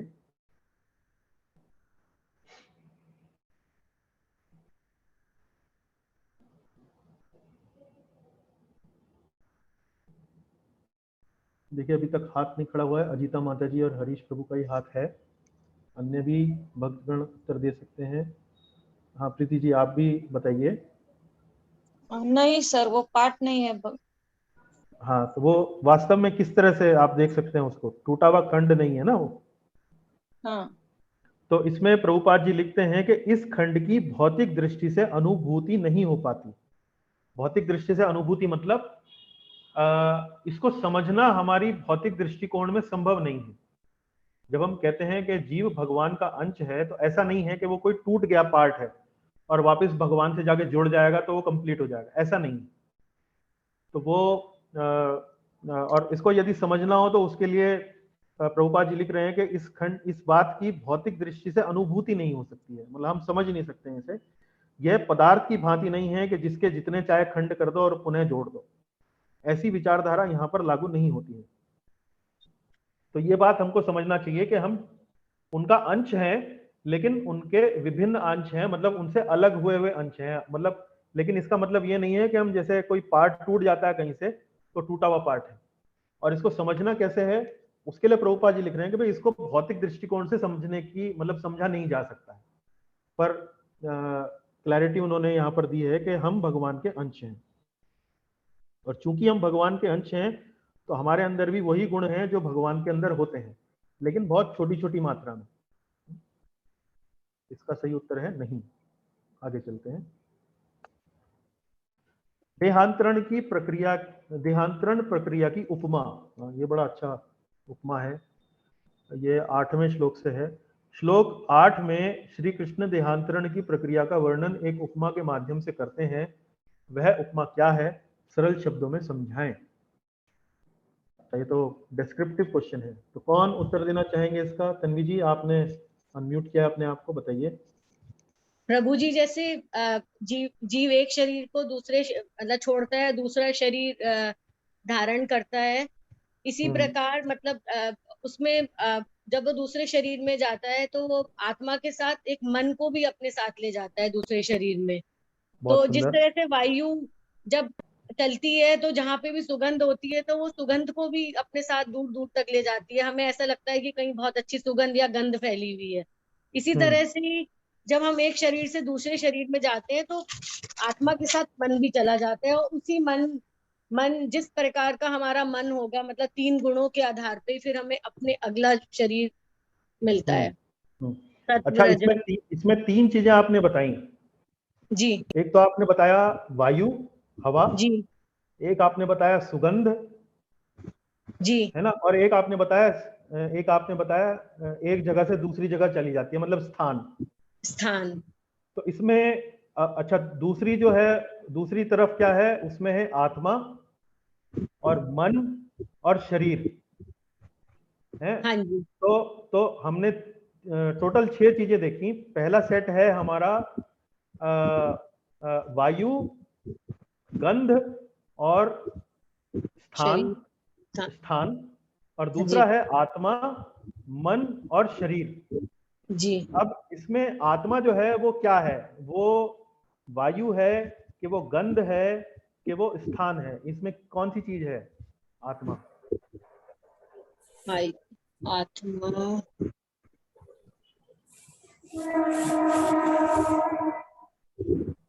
वायु सर। वायु है सर। आत्मा वायु है, बराबर, आत्मा वायु है। और मन क्या है? मन सुगंध। मन सुगंध है, बहुत सुंदर। और स्थान क्या है? शरीर। वो शरीर है, बहुत सुंदर। तो उपमा जब भी आप पढ़ें तो जिस चीज से हम उपमा देते हैं उसमें जो अलग अलग जो चीजें होती हैं उनको कंपेयर करके देखिए कि भाई इसमें ये चीज इसमें क्या है, इसमें ये चीज किसकी उपमा दे रही है, इसमें ये चीज किसकी उपमा, उससे आपको बहुत अच्छी सी क्लैरिटी आएगी। तो देखिए, एक बार और बता दीजिए प्रभु जी। मैं बता रहा हूँ, देखिए उत्तर देखिए आप, मैं स्क्रीन पे दिखा रहा हूँ। जीव अपनी देहात्म बुद्धि को एक शरीर से दूसरे शरीर में ले जाता है, ये स्टेटमेंट दे रखा है। यदि आप 15वें अध्याय का 8वां श्लोक का अनुवाद पढ़ेंगी तो उसमें इस संसार में जीव अपनी देहात्म बुद्धि को एक शरीर से दूसरे में ले जाता है। किस तरह से ले जाता है? वैसे ही ले जाता है जैसे वायु गंध को एक स्थान से दूसरे स्थान पर ले जाता है। तो यहां देखिए, यहां वायु क्या हुई? यहां वायु हो गई जीव, और गंध क्या हुई? गंध हो गया देहात्म बुद्धि या चेतना, या आप ये समझिए देहात्म बुद्धि, इसको मन जो आप कह रही है ना, ये वही मन है, देहात्म बुद्धि। मैं भी समझाता हूं इसमें। और स्थान क्या है? ये शरीर है। तो जीव देहात्म बुद्धि के कारण या देहात्म बुद्धि को एक शरीर से दूसरे शरीर में ले जाता है। तो मतलब इसको आप ऐसे समझिए, यहां जो गंध है ना, ये गंध, अब ये गंध क्या है? ये सुगंध भी हो सकती है, ये दुर्गंध भी हो सकती है। मान लो कहीं कूड़ा करकट का ढेर है तो यही वायु जो है ये दुर्गंध को एक स्थान से दूसरे स्थान पर ले जाएगी। और यही मान लीजिए कोई गुलाब का बाग है, गुलाब का बगीचा है, तो वही गुलाब की खुशबू को एक जगह से दूसरी जगह ले जाएगी। तो इसका मतलब क्या है कि हम अपने जीवन में जिस प्रकार की चेतना या जिस प्रकार की बुद्धि या जिस प्रकार का मन विकसित करेंगे, उसी मन के अनुसार हमें अगला शरीर मिलेगा। ये उसी चीज को यहाँ बता रहा है। तो जीव देहात्म बुद्धि को एक शरीर से दूसरे शरीर में ले जाता है, जैसे वायु किसी गंध को एक शरीर से दूसरे शरीर पर ले जाती है। तो हमें उसी प्रकार का शरीर मिल जाएगा। मान लीजिए हम अच्छे काम करेंगे, अच्छे कार्य करेंगे, तो हमें जो शरीर मिलेगा वो वैसा शरीर मिलेगा जो उस अच्छे काम के उपयुक्त होगा, उस काम के अनुसार होगा।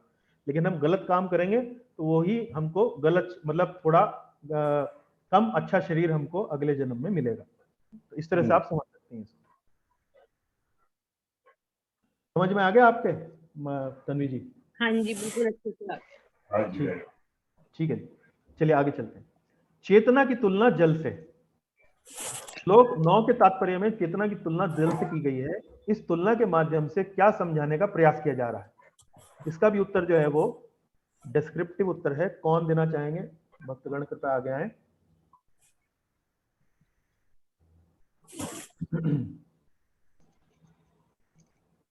इसने हाथ उठाया है, देखें। जीवन राधा प्रभु, आप बताइए।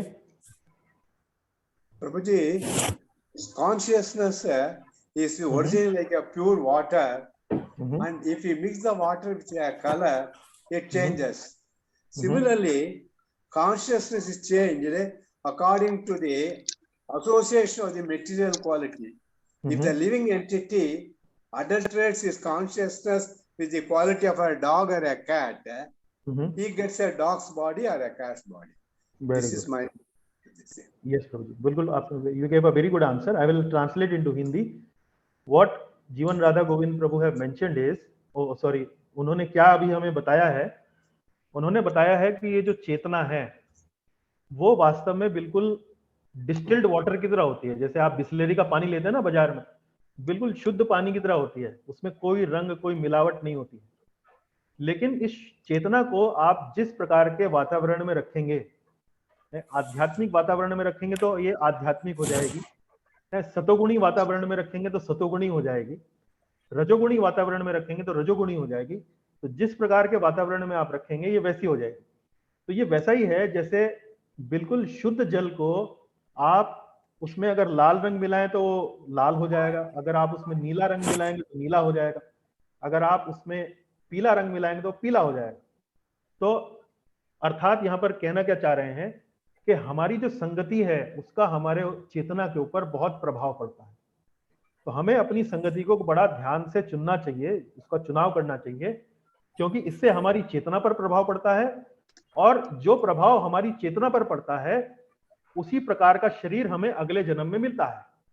तो इसलिए ये जो हम संगत कर रहे हैं, जो संगति कर रहे हैं, जो आध्यात्मिक जीवन में अपना ये सत्संग करते हैं, इसका हमारे जीवन में बहुत अधिक महत्व है। इस जीवन में तो है ही, लेकिन अगला जीवन जो हमें मिलने वाला है उसके ऊपर भी इसका पूरा पूरा प्रभाव पड़ता है। तो हम कैसा संग करें, किस प्रकार का एसोसिएशन लें, किस प्रकार का साथ लें, वो हमारे जीवन में बहुत महत्वपूर्ण है। इसी बात को यहाँ बताया गया। चेतना जल के समान विमल होती है, उसमें जैसा रंग मिला दें वह वैसी हो जाती है। जिस प्रकार से भौतिक गुण का संग हम करेंगे हमारी चेतना वैसी ही हो जाएगी। जीवन के अंत में हमारी चेतना जैसी होगी उसी प्रकार का जन्म यानी कि शरीर हमें मिल जाएगा। इसलिए ये संगत कैसी हो ये बड़ा महत्वपूर्ण हमारे जीवन में है। समझदार व्यक्ति कौन है? कौन व्यक्ति समझ सकता है कि जीव किस प्रकार शरीर त्यागता है, कैसे शरीर धारण करता है, उसे विशेष प्रकार का शरीर क्यों मिलता है? गीता 10वें और 11वें श्लोक के माध्यम से समझाएं। तो जिनकी आंखें ज्ञान में प्रशिक्षित हों, आत्म साक्षात्कार को प्राप्त प्रयत्न योगीशील योगी, और दोनों विकल्प सही हैं, ए और बी, और डी मतलब कोई विकल्प सही नहीं है। तो कौन उत्तर देना चाहेंगे? बताएं जरा उत्तर। हाँ अजीता माता जी बताएं। दोनों विकल्प सही है। दोनों विकल्प सही हैं, ठीक है, बहुत अच्छा। थोड़ा सा भक्तों के समझने के लिए आप बताएं विस्तार से क्यों आपने ये विकल्प चुना। जिनकी आंखें ज्ञान में प्रशिक्षित हो यानी ज्ञान चक्षु ज्ञान हो, वही एग्जाम्पल के आदमी को जो लगा हो वो हड्डी टूट गई हो तो ऑर्थोपेडिक सर्जन के पास ही जाने को मालूम पड़ता है। बहुत सुंदर, बहुत अच्छा उत्तर दिया आपने। हाँ जी। इतना और एडवांस वैसे वो देख सकता है। बहुत सुंदर। हाँ जी। और बी क्यों है? हाँ क्या बी क्यों आप बता रही हैं? दूसरा आपने कहा ना दोनों विकल्प सही हैं, तो मतलब ए भी सही है और बी भी सही है, तो ए और बी में क्या अंतर है? आत्म साक्षात को प्राप्त प्रयत्नशील योगी। आत्म साक्षात्कार आप हम जो ज्ञान देते हैं, जो नॉलेज होते हैं, तो हमको प्रभु का साक्षात्कार तो होता है कि क्या सही है क्या अच्छी है संघर्ष से, और उसके लिए प्रयत्नशील रहना पड़ता है अपने को। देखिए आपने पहला जो विकल्प बताया ना, आंखें ज्ञान में प्रशिक्षित हों, और आपने वो जो एग्जाम्पल दिया कि ऑर्थोपेडिक सर्जन जो ट्रेंड है वही समझ सकता है एक्सरे देख के, तो बहुत अच्छा उत्तर दिया आपने, बड़ा आनंद आया सुनकर। लेकिन बी जो उत्तर है वो थोड़ा सा मैं समझाने का प्रयास करूंगा यहाँ पे। आत्म साक्षात्कार को प्रयत्नशील योगी, तो प्रयत्नशील योगी मतलब क्या, इससे समझेंगे यहाँ पर। प्रभुपाद जी ने जैसे तात्पर्य में बताया है उसे समझने का प्रयास करेंगे। देखिए योगी शब्द जो वर्तमान समय है उसमें उसका जो अर्थ लगाया जाता है वो बड़ा ही सीमित अर्थ लगाया जाता है।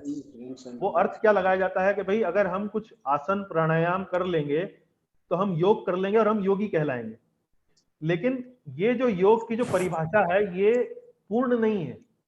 इससे हमें शरीर में हमारा शरीर अच्छा बनेगा, स्वस्थ बनेगा, हमारा मन नियंत्रण में होगा, लेकिन वास्तव में इससे आत्म साक्षात्कार हम कर पाएंगे ये पर्याप्त नहीं है। तो उसी बात को यहाँ प्रभुपाद जी बता रहे हैं कि हमें ये मालूम होना चाहिए कि आत्म साक्षात्कार का वास्तव में अर्थ क्या होता है। वो है भगवान के बारे में जानना, भगवान के प्रति अपनी प्रेम को बढ़ाना। और ऐसा व्यक्ति जब सही मायने में सही तरीके से जब वो प्रयत्नशील होता है, प्रयत्नशील मतलब अभी उसकी आंखें प्रशिक्षित नहीं है, लेकिन वो प्रशिक्षण ले रहा है। लेकिन प्रशिक्षण भी वो जो ले रहा है वो अच्छे स्कूल में ले रहा है, सही स्कूल में ले रहा है।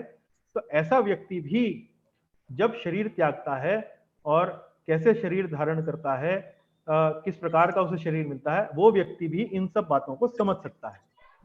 तो ये बात समझ लीजिए ऑप्शन बी में बताई गई है, इसलिए दोनों विकल्प यहाँ पर सही हैं। आपने बहुत अच्छा उत्तर दिया। आगे चलिए। श्री कृष्ण हमारे पालन करता है, सरल शब्दों में समझाएं कैसे भगवान श्री कृष्ण जीवात्मा के भौतिक एवं आध्यात्मिक स्तर पर पालन करता है। ये विवरणात्मक उत्तर है। कौन से भक्त देना चाहेंगे, कृपया आगे आए। अभी यहाँ पर हमने और भी भक्त जो हैं वो आ सकते हैं आगे। देखिए किसने अभी कौन आ रहे हैं। प्रदीप प्रभु आप बताइए। All right, thank you.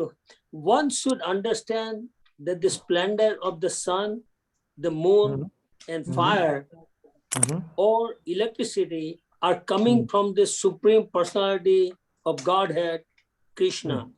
Without His mercy, no sun, moon, or fire will be available to all living organisms on the earth, and they will not survive.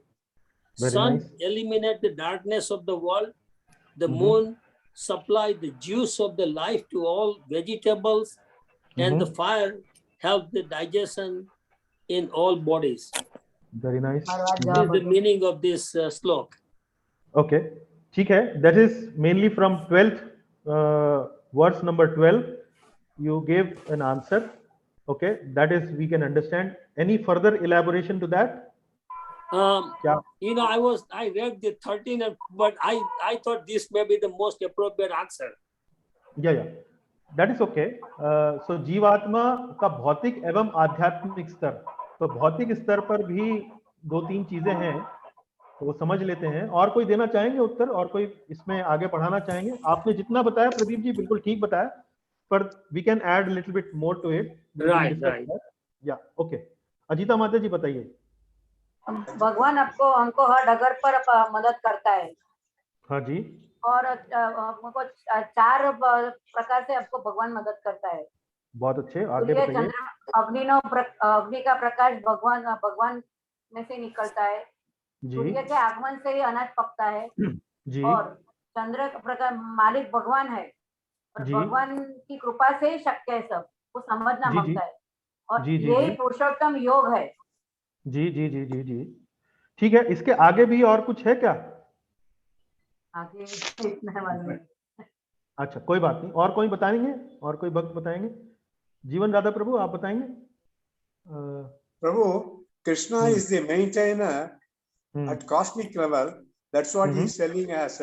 I am the source of light. I enter into each planet and I become the moon, like that. And Krishna is also the maintainer at personal level. I am the fire of digestion. He says, I am the fire of digestion, and I join with the air of life. And all these things are there. And also he initiates all activities. He gives us the memory, he gives the knowledge, even the forgetfulness, he does that. Like that, all these things are all there. With all these three things, that is, Krishna is the maintainer at cosmic level, he is the maintainer at personal level, and he initiates all these activities. That's how he would like to do that Palan Karna or whatever it is. Correct, very nice, very nice. तो देखिए प्रदीप जी और अजीता माता जी, आपने बहुत अच्छा उत्तर दिया, लेकिन हम इसमें और भी चीजें बढ़ा सकते हैं। देखिए भौतिक स्तर पर मतलब भगवान सूर्य की रोशनी देते हैं, जिससे हमारा पूरा जीवन जो है वो चलता है। उसी से ही हम अनाज हमारा उगते हैं खेत में, हमें अनाज की प्राप्ति होती है। और लौकिक स्तर पर मतलब भगवान जो है, जो ये धरती है, जितने भी लोग हैं, इन सब के अंदर वो प्रवेश करते हैं, और इन्हीं के कारण ये अपनी अपनी कक्षा में स्थित रहते हैं। तो दिन रात 12 महीने जितने भी ये मौसम इत्यादि हैं, वो सब कहाँ से आ रहे हैं? भगवान की शक्ति से ही आ रहे हैं। उसी तरह से शरीर के स्तर पर भी भगवान हमारा ध्यान रख रहे हैं। हम भोजन तो खाते हैं, लेकिन भोजन खाने के बाद पाचन प्रक्रिया कैसे होती है? अपने आप नहीं होती है, वो भगवान की शक्ति से ही होती है। तो भगवान कहते हैं शरीरों में मैं पाचन अग्नि हूं। और आध्यात्मिक स्तर पर मतलब भगवान हमें स्मृति देते हैं, विस्मृति देते हैं। मतलब इस स्मृति के कारण ही हम अपनी नॉलेज ले सकते हैं, ज्ञान ले सकते हैं। विस्मृति का मतलब यह है कि मान लीजिए कोई हमारे जीवन में बहुत बड़ा दुख हो जाए, कोई एक्सीडेंट हो जाए, तो हम उसको भूल भी जाते हैं।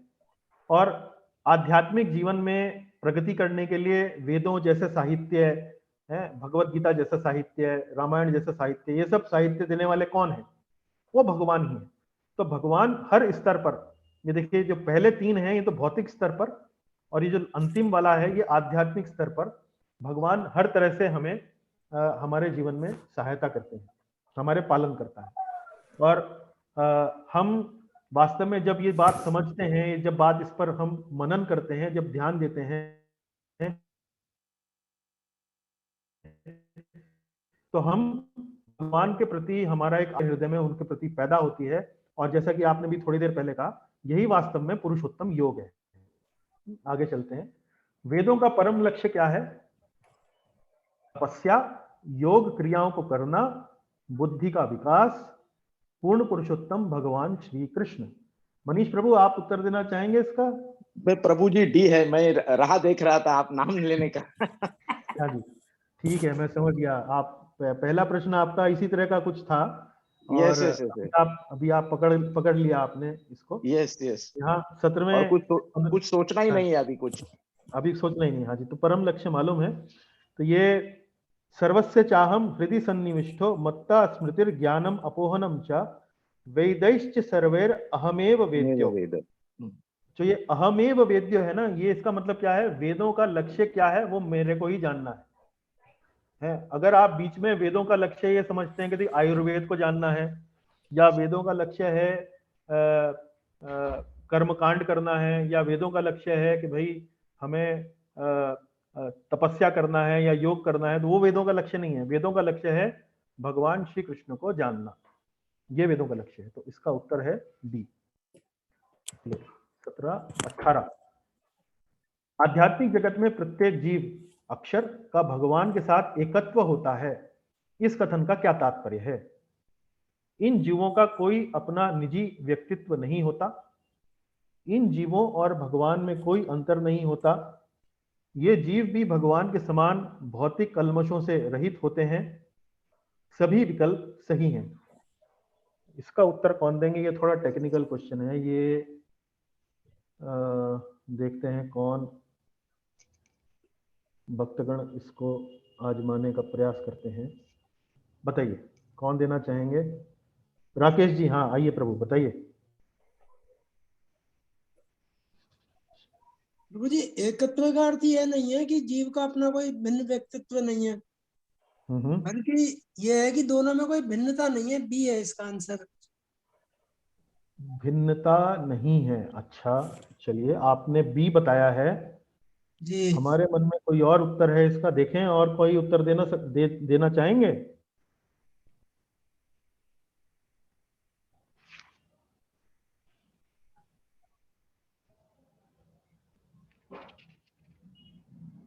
तो मेरा तो उत्तर सभी विकल्प सही है। I don't know. सभी विकल्प सही हैं। अच्छा चलिए, और आप और बताइए। सर सी आएगा। सी आएगा। वो जो भी आप उत्तर देंगे समझाना पड़ेगा माता जी। चलिए सी वाला समझाएं जरा।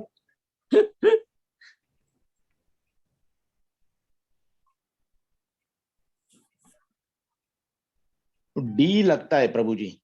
नहीं, सी आता है भाई वो समझाएंगे तो पता लग जाएगा किसने तुक्का मारा है और किसने समझ के लिखा है। नहीं, इसमें तो प्रभु जी जीव अपना कोई निजी व्यक्तिमत्व नहीं होता, क्योंकि जीव तो अपने वो 3 गुणों के कारण सक्रिय होता है।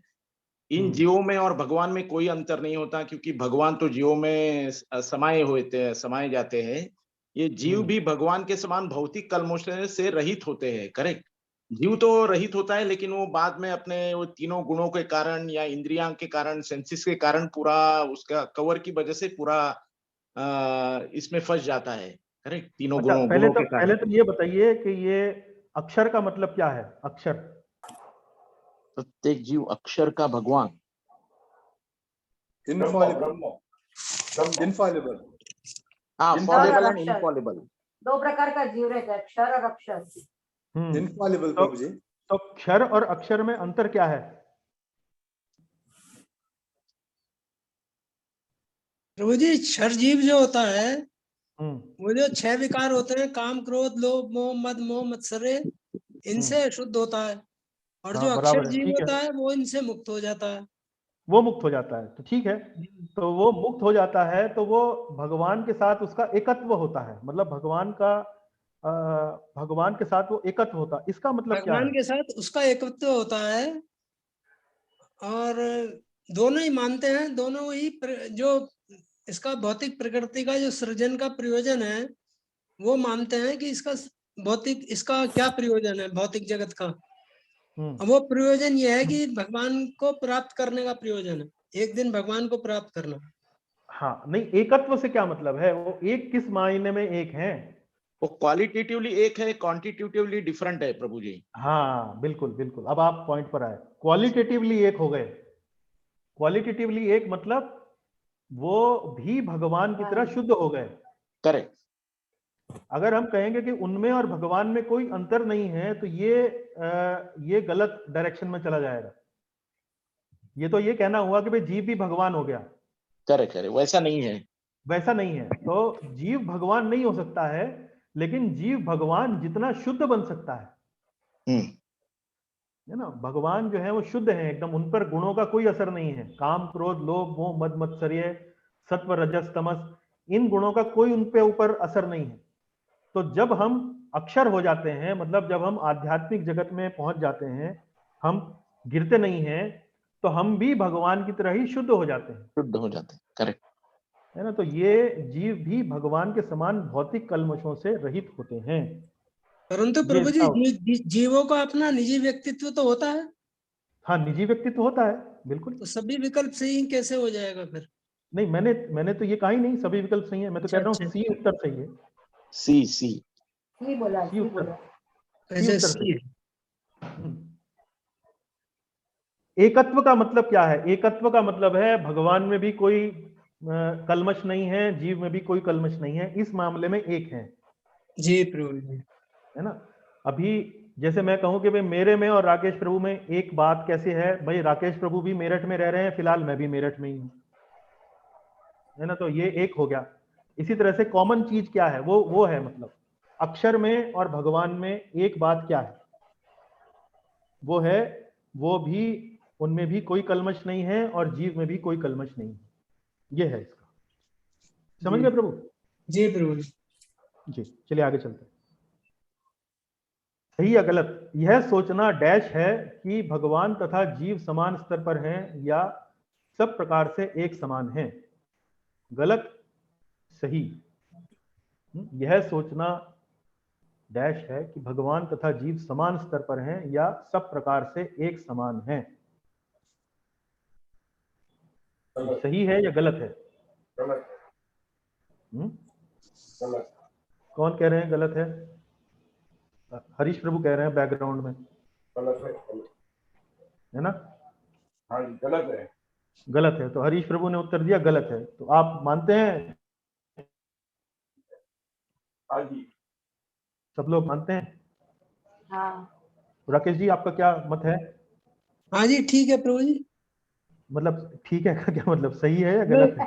ये गलत है, ये सोचना गलत है कि गलत है। भगवान तथा गलत जीव है। गलत उत्तर सही है।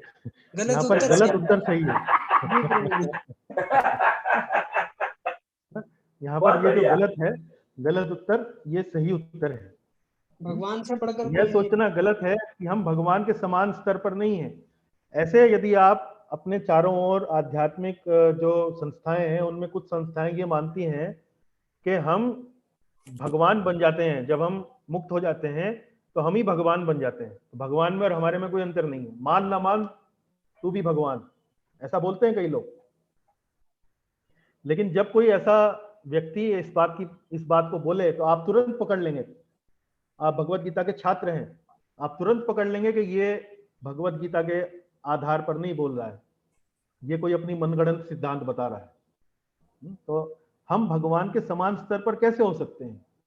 भगवान, जीव तो एक छोटी सी चिंगारी मात्र है, बहुत छोटा है। तो भगवान का भक्त जब वो बन जाता है तो वास्तव में तब वो एक तरह से, जीव की जो महानता है वो है भगवान की सेवा करने में, भगवान की भक्ति करने में। भगवान की बराबरी करने में जीव की महानता नहीं है। भगवान की बराबरी करने की जो सोच रखता है वो तो व्यक्ति आसुरी होता है। ईश्वरो हम सिद्धो हम बलवान सुखी, आप पढ़ रहे हैं 16वें अध्याय में।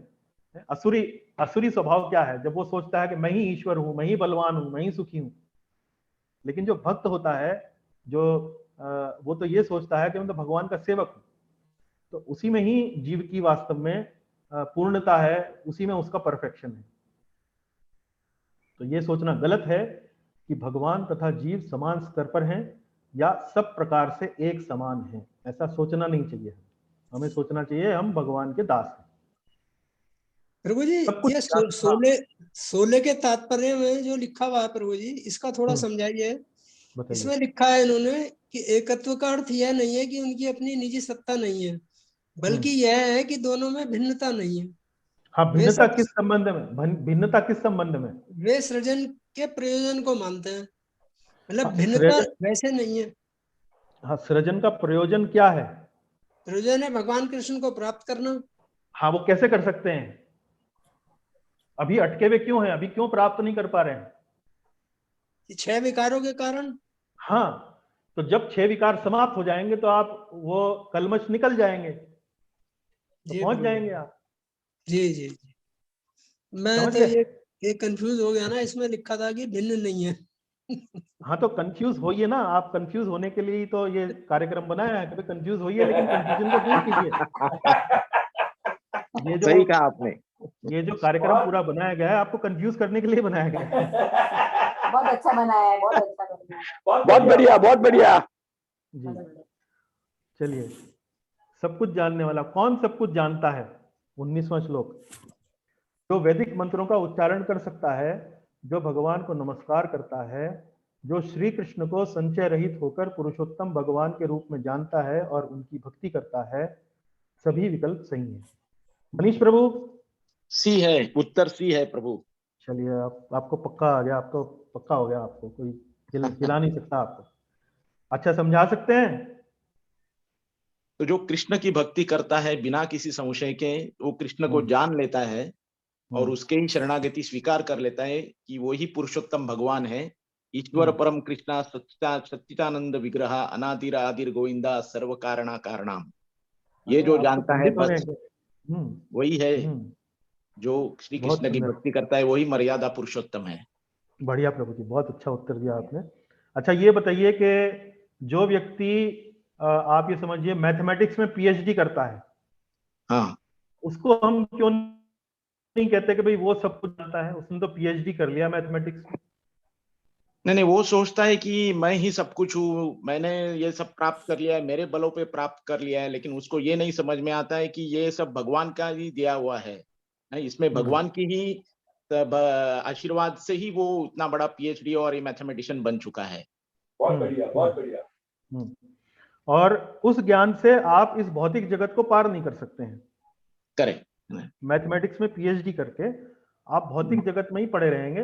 आपको अगला जन्म कोई अच्छा मैथमेटिशियन का घर में के अंदर आपको जन्म मिल जाएगा, लेकिन जन्म आपको मिलता रहेगा।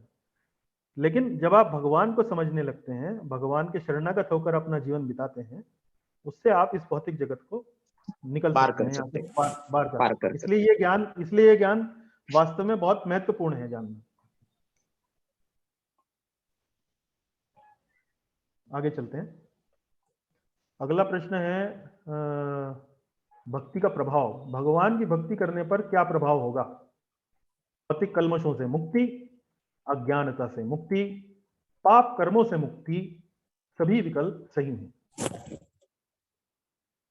चलिए राकेश जी, आप बता दीजिए, आपने हाथ खड़ा किया हुआ। सभी विकल्प सही।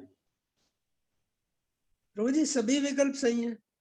सभी विकल्प सही है ना? तो आप भक्ति करेंगे तो आपके जो 6 विकार हैं, काम क्रोध लोभ मोह मद मत्सर्य, उनसे आपकी धुलाई होती रहेगी, आपके हृदय की साबुन से। अज्ञानता से मुक्ति। अज्ञानता कौन सी है? कि मैं स्वामी हूं, मैं इस जगत का मालिक हूं, मैं अपने बल पर कुछ भी प्राप्त कर सकता हूं, ये अज्ञानता है। मैं भगवान का सेवक हूं, भगवान इस जगत के स्वामी है, ये ज्ञान है। मैं भगवान के सेवा करना ही मेरा वास्तव में जीवन में उद्देश्य है, ये वास्तविक ज्ञान है। तो अज्ञानता से मुक्ति। जब आप भक्ति करेंगे तो आपको यही बातें बताई जाएंगी, तो अज्ञानता से मुक्ति होगी। पाप कर्मों से मुक्ति। पाप कर्मों से मुक्ति मतलब जब आप भक्ति करेंगे तो आपके पूर्व जन्म के जो पाप हैं, जो अविद्या के रूप में है या एक तरह से अलग अलग प्रकार के कर्मों के रूप में, वो संचित रूप से आपके कर्म जो है वो संचित हैं पूर्व जन्म के। जो जितने भी पाप कर्म हैं, प्रारब्ध या अप्रारब्ध, उन सब से आपको मुक्ति मिल जाएगी। तो सभी विकल्प सही हैं, भक्ति करने में ये सब लाभ होते हैं, सभी विकल्प सही हैं। अगले आखिरी प्रश्न, जगत से बांधने वाली हृदय की दुर्बलता। हृदय की कौन सी दुर्बलताएं जीव को भौतिक जगत से बांधती हैं? भौतिक प्रकृति पर प्रभुत्व जताने की इच्छा, भौतिक पदार्थों के प्रति आसक्ति। दोनों विकल्प ए और बी सही हैं। भौतिक प्रकृति, बताइए कौन सा उत्तर देना चाहेंगे आप?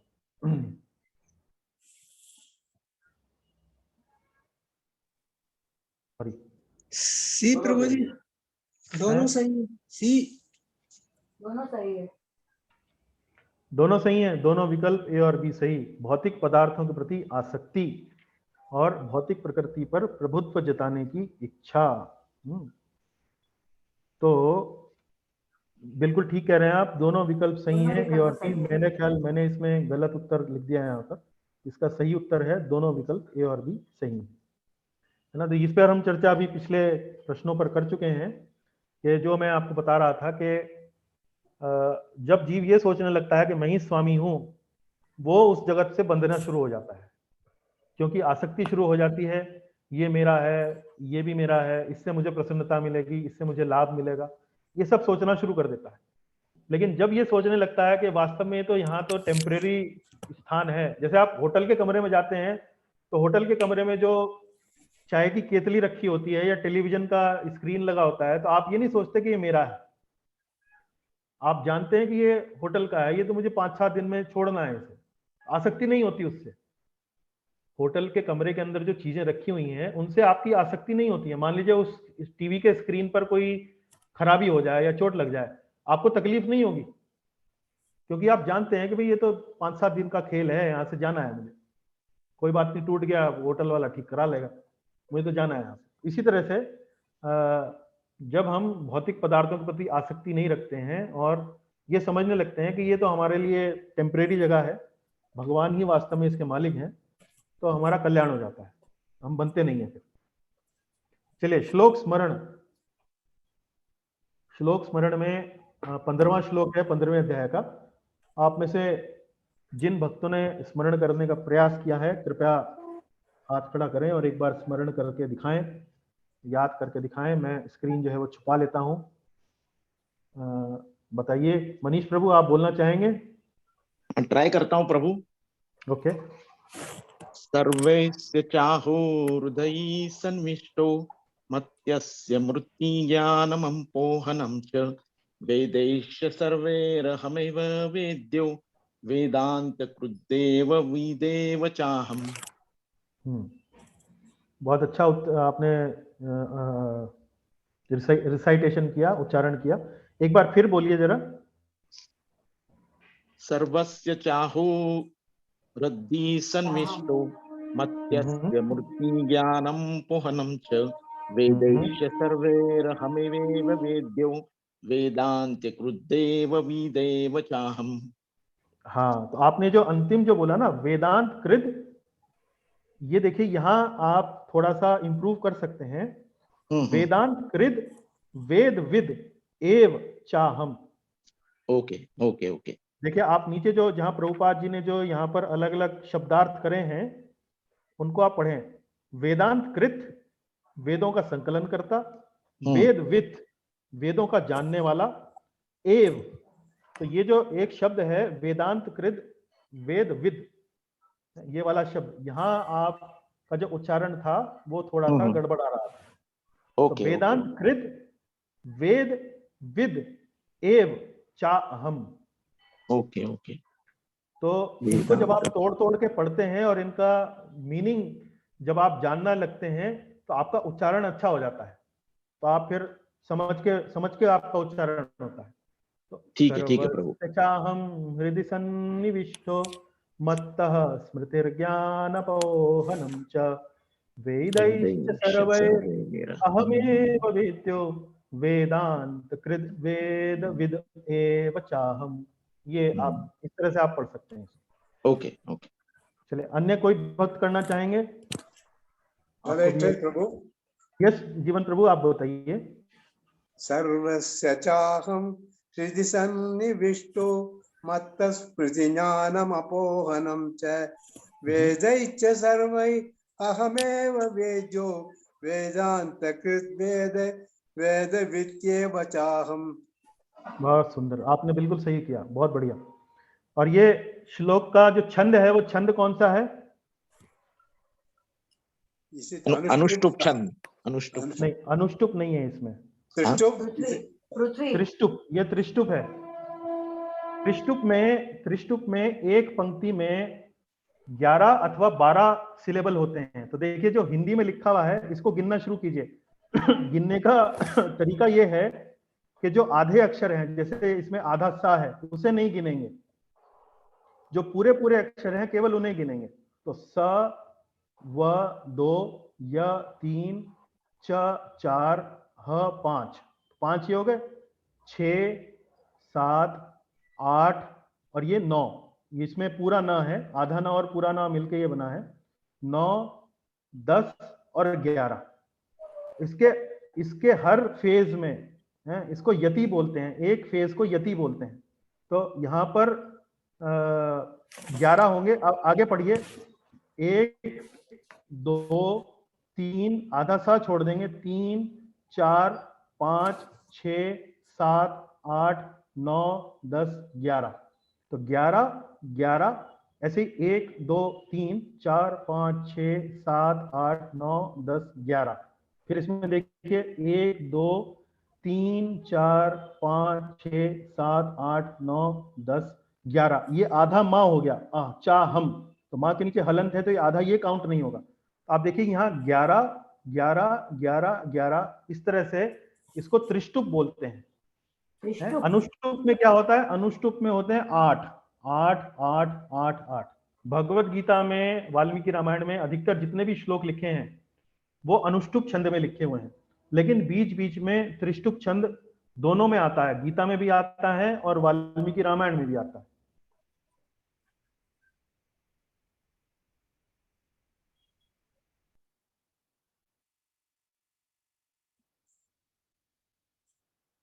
बन गई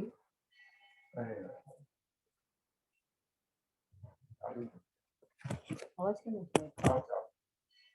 आवाज नहीं आता।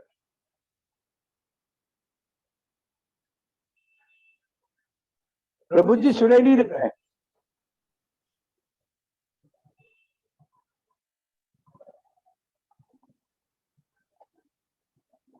हेलो,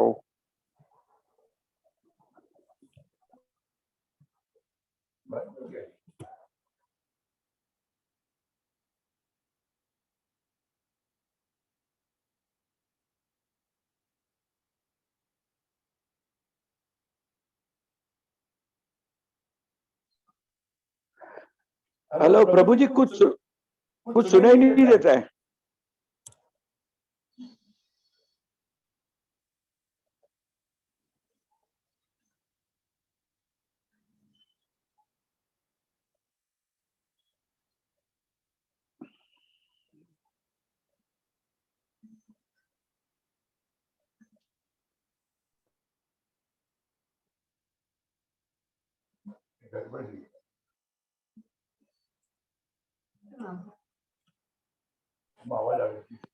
प्रभु जी मैं देख के पढ़ लूं।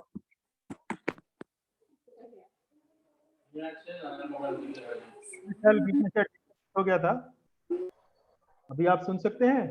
हाँ, अभी सुन सकते हैं। ओके, मेरा कल थोड़ी ब्रीफली डिस्कनेक्ट हुआ, राइट? नहीं, कोई बात नहीं। ओके, चलिए, तो अनुष्टुप त्रिष्टुप का भेद समझ में आ गया या कुछ गड़बड़ है? आया। नहीं आया। 8 अक्षर का अनुष्टुप और 11 अक्षर का त्रिष्टुप। हाँ जी, हाँ जी, ठीक है। चलिए फिर अगले बुधवार को फिर मिलते हैं, 17वां अध्याय आरंभ करेंगे और 16वें अध्याय की प्रश्नोत्तरी मैं जल्दी से जल्दी आपको भेजने का प्रयास करता हूं ताकि आप प्रैक्टिस कर सकें। आपके पार्टिसिपेशन का, इंटरेस्ट का, उत्साह का बहुत बहुत धन्यवाद। फिर से मिलते हैं अगले बुधवार। हरे कृष्णा प्रभु जी। हरे कृष्णा। हरे हरे कृष्णा। कृष्णा। हरे कृष्णा। हरे कृष्णा। हरे कृष्णा। हरे कृष्णा। हरे कृष्णा प्रभु जी। हरे कृष्णा रविंद्र प्रभु जी। हरे कृष्णा प्रभु जी। हरे कृष्णा प्रभु जी। हरे कृष्णा। हरे कृष्णा पूर्णिमा माता जी। जय श्री कृष्ण प्रभु जी। हाँ, जय श्री कृष्ण माता जी। हरे कृष्णा प्रभु जी। हरे कृष्णा माता जी। पूर्णिमा जी अमेरिका में समय जी। प्रभु जी सुबह हो रही होगी उनकी सवेरे। 6 बज रहे। अरे अरे, आपने बड़े ही जल्दी कष्ट लिया उठने का। चलिए, स्वागत है आपका। धन्यवाद। धन्यवाद सर।